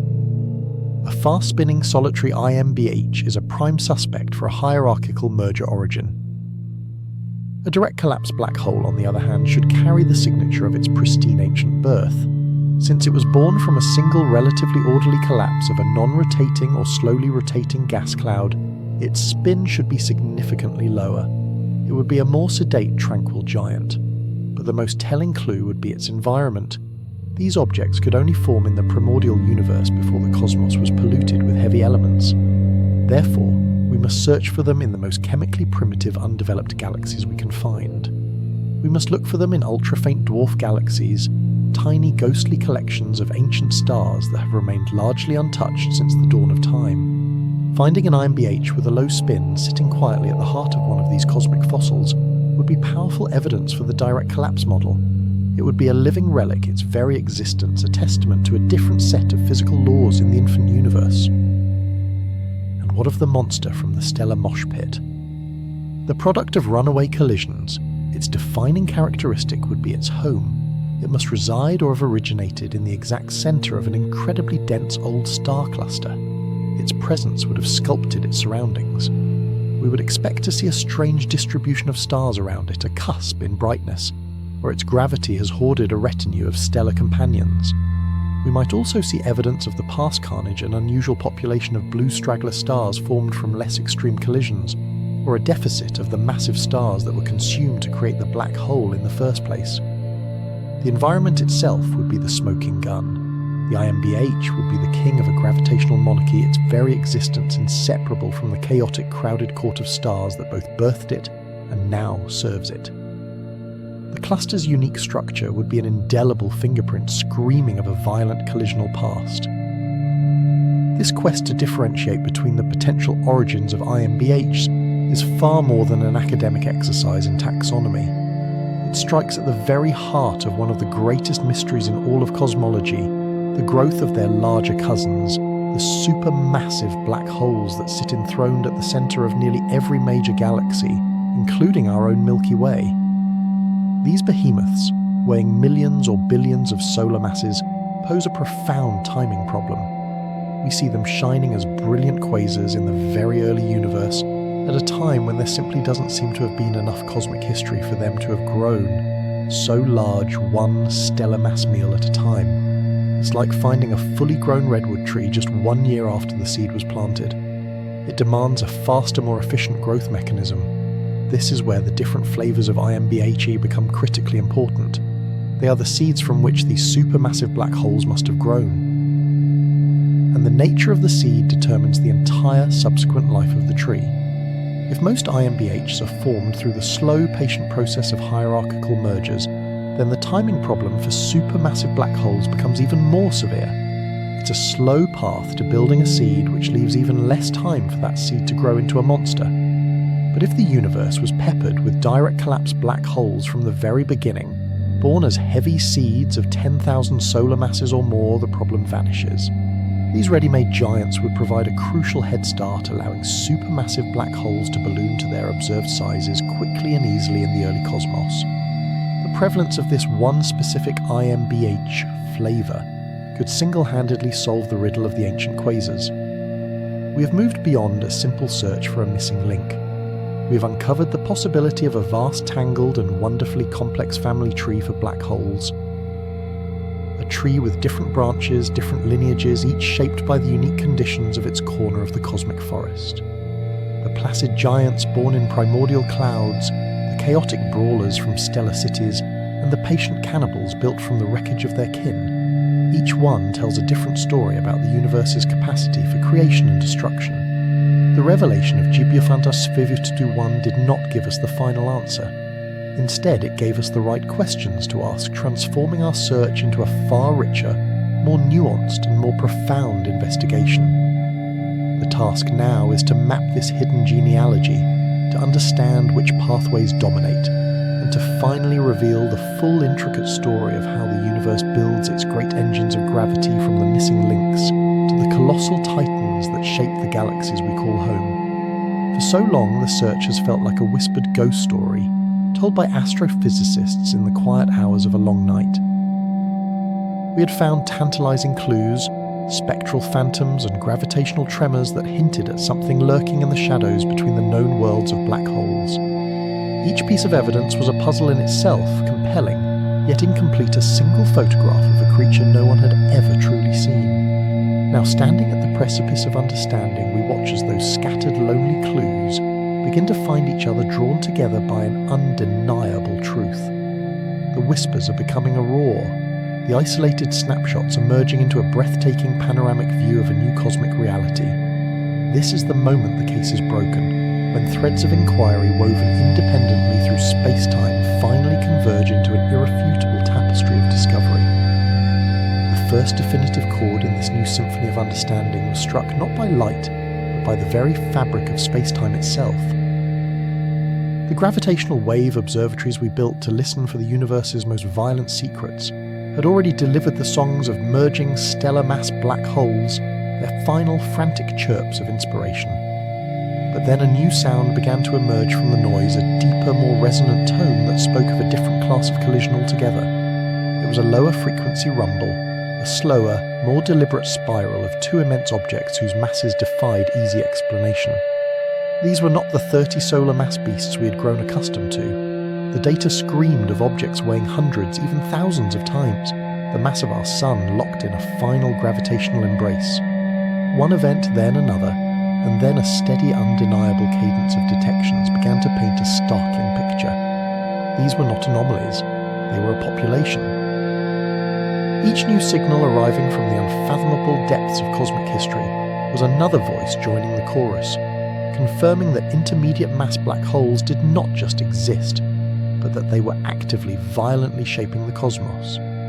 Listening to these waves, you are hearing the universe's own census, a direct accounting of its hidden giants. You're hearing the sound of the missing link forging itself into existence, a process repeated countless times across the eons, a fundamental mechanism of cosmic growth we were finally privileged to witness. The waves carry the precise masses, the spins the exact energy released in a flash of gravitational fury, leaving nothing to interpretation. This was not inference. This was a direct, unambiguous measurement, a gravitational fingerprint of the very monsters we had sought for so long.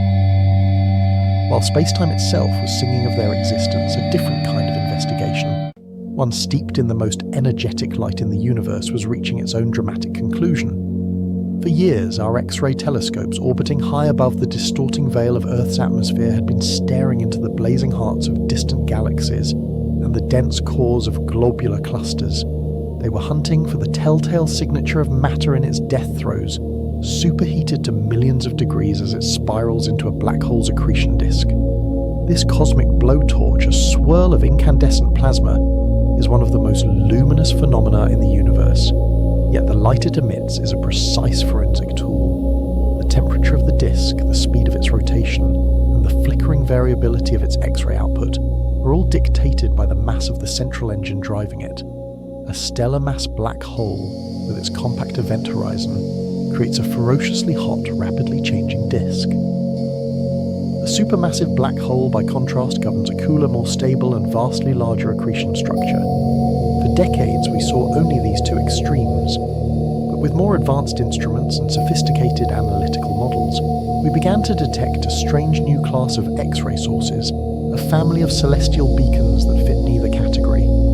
These were the ultra-luminous X-ray sources, or ULX objects, shining with a terrifying intensity that should have been impossible for any known stellar mass object to produce without tearing itself apart. For a time, they were a profound mystery celestial outliers that broke our models. Some proposed they were ordinary black holes beaming their radiation toward us in a tight jet, creating an illusion of power. Others suggested more exotic physics were at play. But as the data accumulated, a more elegant and powerful explanation gained ground, one that perfectly aligned with the emerging gravitational wave evidence. These ULX were not illusions. They were exactly what they appeared to be: accretion disks radiating with an intensity perfectly proportional to a central object of several hundred to many thousands of solar masses.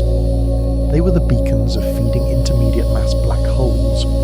We could see it in the specific spectral signatures imprinted on the light, these subtle shifts in energy caused by gas orbiting at incredible speeds, deep within the gravitational well.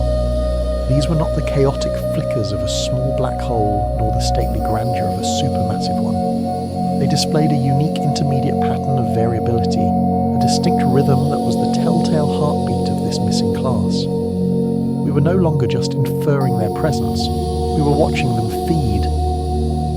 In the distant cores of starburst galaxies and within the crowded confines of ancient star clusters, these X-ray confessions revealed IMBHs, actively consuming their surroundings, flaring into brilliance as they swallowed a hapless star or a dense cloud of interstellar gas.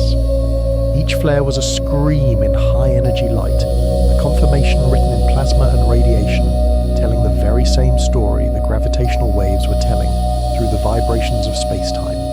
The universe, it turned out, was using two entirely different languages to announce the same fundamental truth. The evidence was becoming overwhelming, a pincer movement of observation closing in on the mystery from two different directions. One method captured their violent birth in mergers, the other captured their sustained life as they fed. Together they formed a powerful, self-reinforcing loop of confirmation, transforming a decades-old hypothesis into an observed and verifiable fact. Yet even this powerful combination of evidence was not the final word. The third and perhaps most elegant line of inquiry came from a far quieter, more patient form of cosmic observation. It came from the gentle art of watching stars dance. For over a century, astronomers have been captivated by globular clusters, those ancient glittering spheres of stars that orbit the Milky Way and other galaxies, like a swarm of cosmic bees. These clusters are among the oldest structures in the universe, dense, self-contained cities of 1 million stars packed into a space only a few dozen light-years across. At their very centers, the crush of gravity is almost unimaginable. It is here in these celestial cauldrons that theory has long predicted the missing link should be forged and found. If an EMBH truly lurked in the heart of a globular cluster, it would be utterly invisible to our telescopes. But its gravity, its immense and silent authority would be undeniable. It would act as a hidden dance partner, a gravitational gyroscope around which every other star in the core must move. Proving its existence required a feat of observational tenacity almost beyond belief. It demanded tracking the precise three-dimensional motions of individual stars in the cluster's impossibly crowded core, a task akin to tracking a single firefly in a distant fireworks display. using the world's most powerful telescopes equipped with sophisticated adaptive optics to cancel out the blurring effects of our atmosphere. Astronomers spent years, and in some cases decades, patiently mapping this stellar ballet. They measured the subtle shifts in starlight calculating velocities with extraordinary precision. Slowly, painstakingly, a picture of the invisible began to emerge. They found that the stars closest to the very centre of clusters like Omega Centauri or 47 Tucani were moving at incredible speeds, far faster than could be explained by the gravity of the visible stars alone. Their orbits were not chaotic as one might expect from a simple swarm. Instead, they were choreographed, whipped into a frenzy by a single massive and compact object hiding in the dark. By adding up the velocities of these frantic stars by calculating the gravitational force required to keep them from flying out of the cluster entirely, astronomers could effectively weigh the ghost at the centre of the dance. The results were breathtaking. Time and again, in cluster after cluster, the calculations pointed to a central dark mass of thousands, sometimes tens of thousands of solar masses, all concentrated within a space far too small to be anything other than a black hole. This was evidence of a completely different nature. It was not the sudden violent conformation of a merger, nor the brilliant flare of an accretion disk. It was the quiet, persistent, unyielding testimony of gravity itself, written in the orbits of 1,000 suns over 1,000,000 years. It was the universe's own ledger, meticulously kept showing a clear gravitational debt that could only be paid by the presence of an IMBH. This was the final piece of the puzzle, the keystone that locked the entire structure of our argument into place. The convergence was now complete and utterly compelling. Imagine the scene, a cosmic courtroom where the case for the missing link is finally being presented. The prosecution lays out 3 separate, unimpeachable lines of evidence. First, the gravitational wave detectors, which present recordings of their mergers, the audible proof of their existence and mass captured directly from the vibrations of reality. Second, the X-ray telescopes, which offer photographic evidence of them feeding their accretion disks shining like cosmic fingerprints. Their light signatures a confession of their immense gravity. And third, the meticulous stellar cartographers, who present their star charts demonstrating the orbits of countless stars that dance to the tune of an invisible massive object, a dynamical proof that is as certain as the law of gravity itself. Any one of these pieces of evidence would have been revolutionary. Together they are undeniable. We can now point to a specific globular cluster and say, with a confidence born from this triangulation of data, that the stars at its core are moving too fast because they are orbiting an intermediate mass black hole of approximately 10,000 solar masses. We know this because our models of stellar dynamics demand it. We can then turn our X-ray telescopes to that very same point and see the characteristic glow of a feeding monster, a flicker of high-energy light consistent with an object of precisely that mass. And while we watch, we can hear the background hum of the gravitational wave observatories, which confirm that objects of this exact mass category are not only possible, but are actively forming and merging throughout the cosmos. This is no longer a matter of speculation. The ghost story has been proven true. The creature from the cosmic shadows has stepped into the light. The missing link is missing no more. It is a confirmed, catalogued and growing population of celestial objects as real and as fundamental to the universe as the stars themselves. We have found it, we have weighed it, we have seen its influence and heard its voice. The search that defined generations of astronomy is in a profound sense over. But in solving this great mystery, we have thrown open the door to an even larger and more consequential question. Now that we know for certain that these cosmic bridges exist, what do they build? Now that the link is found, we must finally ask, what precisely does it connect? And so our journey through the cosmic twilight zone comes to a close. We began this exploration not with a triumphant discovery, but with a profound and unsettling silence in the data. We were faced with a cosmic ghost story, a tale of 2 vastly different families of black holes with seemingly no connection between them. On one side, the stellar mass phantoms, the collapsed hearts of individual colossal stars scattered like cosmic dust throughout the galaxies. On the other, the supermassive titans, the gravitational anchors of entire galactic empires weighing billions of suns. Between them lay a vast, inexplicable chasm, a demographic desert where a whole class of object, the intermediate mass black hole, was conspicuously absent.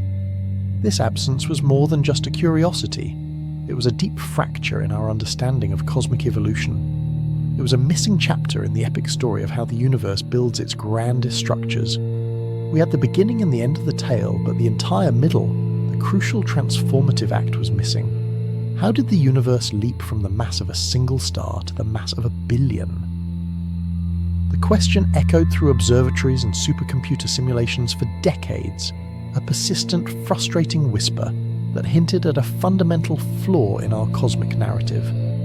Scientists were cartographers trying to map a new continent, but with a giant empty space at its very heart, a void on the map labelled simply, "Here be monsters," or maybe nothing at all. This quest was never about finding a single object. It was about finding a principle of nature, a mechanism for growth that could bridge the impossible gulf between the small and the sublime. We followed astronomers as they sifted through the glare of distant galaxies, searching for the telltale flicker of a star being violently torn apart. You witnessed how these tidal disruption events, these moments of celestial annihilation, could serve as fleeting lighthouses, their luminosity momentarily betraying the presence of a hidden mid-sized monster that was otherwise invisible. We descended into the glittering ancient cities of stars known as globular clusters, dense stellar hives, where the frantic gravitational dance of a million suns offered another path to the truth. There, by patiently tracking the anomalous speeds of individual stars, by watching their orbits warp and twist in ways that defied explanation, we found the gravitational fingerprint of an unseen central mass too heavy to be a star cluster, too light to be a supermassive black hole. It was a ghost in the machine, its presence felt not by what it radiated, but by the chaos it sowed amongst its neighbours. We learned to look not just at the centres of galaxies, but for wanderers, rogue IMBHs kicked from their birthplaces by violent mergers now roaming the galactic halos. These off-centre X-ray beacons and gravitational anomalies were the breadcrumbs that led us time and again to the lair of the missing link. Then came the new era, the dawn of gravitational wave astronomy. We learned to stop looking at the universe and to start listening to it. The faint, almost imperceptible chirp detected by our terrestrial observatories, the gravitational echo of a collision that occurred a billion years ago, provided the most direct evidence of all. It was the sound of space-time itself ringing like a bell struck by the merger of two objects, whose combined mass fell squarely, undeniably into that once empty chasm. It was the universe whispering its secret directly to us, a confirmation written not in light, but in the very curvature of reality. Each of these clues taken in isolation was compelling but circumstantial. A flaring beacon could be an unusual supernova. The strange dance of stars could be a statistical fluke. But when you weave these disparate threads together, the tapestry they form is unmistakable. The X-ray flare from a shredded star, the warped orbits in a globular cluster, the wandering gravitational heart of a dwarf galaxy, and the climactic gravitational whisper of a distant merger, they all point to the same conclusion. The ghost has materialized. The void on our cosmic map is finally being filled. What was once a theoretical necessity, a desperate conjecture to make our models work, has become an observational reality. The missing link is missing no more, and with its discovery, the entire story of the cosmos is being rewritten. This isn't just about adding a new object to the celestial zoo. It is about fundamentally re-engineering our understanding of how galaxies live and die. We now see that intermediate mass black holes are not merely curiosities. They are the crucial seeds, the primordial kernels from which the supermassive giants grow.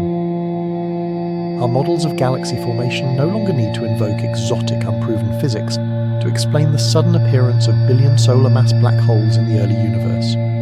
Instead, we can now chart a plausible step-by-step path of cosmic construction. It begins in the dense hearts of the first star clusters, where IMBHs form from runaway stellar collisions, or the collapse of primordial gas clouds. These fledgling black holes, ravenous and mobile, then sink toward the centre of their nascent host galaxies, drawing other clusters and gas streams with them. Through a relentless process of hierarchical, merging a cosmic feeding frenzy lasting billions of years, these intermediates coalesce their masses, accumulating their power, growing until they become the gravitational super-predators we see today. They are the genetic ancestors of the Titans, and we are finally witnessing their fossil record. Their influence extends far beyond this role as galactic seeds.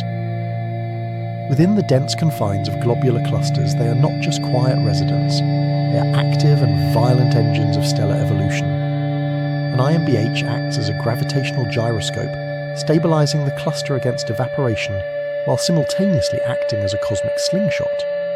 It can eject stars from the cluster, entirely sending them careening into the galactic halo as hypervelocity runaways. It can capture stars into tight doomed orbits, slowly siphoning their mass. It can even catalyze the formation of exotic binary systems, flinging stars together with gravitational precision. These ancient stellar cities, once thought to be serene and unchanging, are now revealed to be dynamic arenas shaped and sculpted by the unseen gravitational artist at their core. In dwarf galaxies, the picture is even more dramatic. The presence of an IMBH can dictate the fate of its host entirely. The energy blasted out from its accretion disk can heat up surrounding gas-quenching star formation and effectively sterilizing the galaxy, or its powerful jets can trigger shock waves that compress gas clouds, igniting brilliant bursts of new star birth. The IMBH is both a creator and a destroyer, a cosmic monarch whose whims determine the destiny of its diminutive galactic kingdom. Finding them is not just about understanding black holes, it's about understanding the very ecology of the universe on a galactic scale. Now we stand on the precipice of a new golden age of discovery, armed with revolutionary tools that will transform our faint glimpses of these objects into a high-definition feature film. The James Webb Space Telescope, with its unparalleled infrared vision, is already peering back through cosmic time past the veils of dust that obscured our view into the epoch of the first galaxies. Webb has the power to see the feeble light from the accretion disks of the very first IMBHs as they ignite, capturing the birth cries of these primordial monsters. It can dissect the light from the most distant dwarf galaxies, searching for the telltale signs of gas being ionized by a hidden IMBH, or analyzing the motion of their star clusters with a precision that was once the stuff of science fiction. Webb will not just find more IMBHs, it will find the first IMBHs, allowing us to witness the process of supermassive black hole seeding, as it happened just a few 100 million years after the Big Bang. It is our time machine, and its destination is the cosmic dawn, where these missing links were first forged. But perhaps the most profound revolution will come not from what we see, but from what we hear.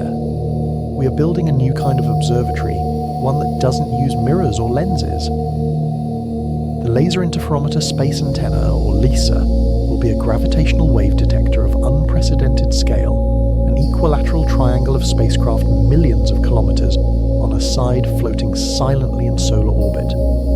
Where our ground-based detectors like Leo and Virgo are tuned to hear the high-frequency chirp of stellar mass black hole collisions, LISA will be tuned to the deep, low-frequency bass notes of the cosmos. It will listen for the slow, inexorable gravitational hum of a star or a stellar mass black hole spiraling into an IMBH over months or even years. We will be able to track this cosmic death dance in real time.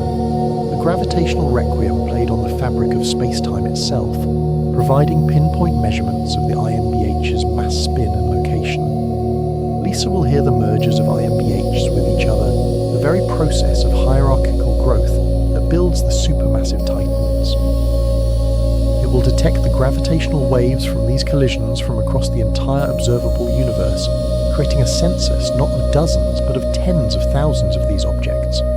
It will provide the ultimate confirmation, a symphony of evidence that will wash away any lingering doubt. With LISA, the universe will become an orchestra, and we are finally learning how to listen to its most profound and powerful compositions. Complementing these space-based observatories, a new generation of behemoths is rising on Earth. The Extremely Large Telescope and the 30-meter telescope with their gigantic segmented mirrors will be able to resolve the star clusters in nearby galaxies with such clarity that they can track the motions of individual suns.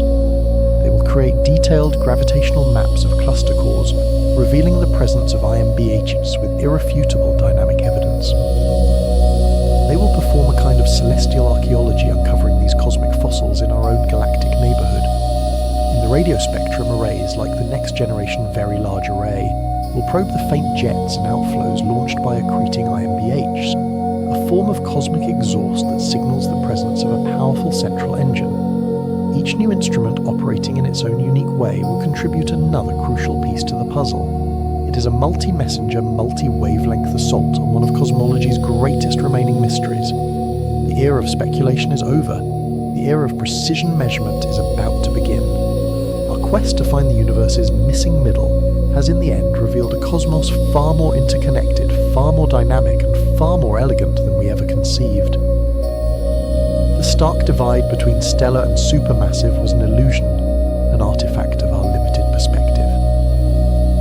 We now see a smooth continuum, a seamless river of cosmic growth that flows from the death of a single star to the heart of an entire galaxy. We have learned that the universe doesn't build its giants in a single leap. It builds them patiently, methodically, piece by piece over billions of years of violent, beautiful creation. The discovery of intermediate mass black holes is a testament to human curiosity, to our relentless refusal to accept a gap in our knowledge. It is a story of turning a frustrating absence of evidence into a powerful roadmap for discovery. We looked into the void between the worlds of the known, and there in the deepest shadows we found the key that unlocks the history of the universe itself. The story is not over. With our new eyes and ears, we are poised to read the next chapter, to uncover deeper truths about these enigmatic objects and their central role in the great cosmic drama. The silence has been broken and the universe at last is beginning to tell its whole story.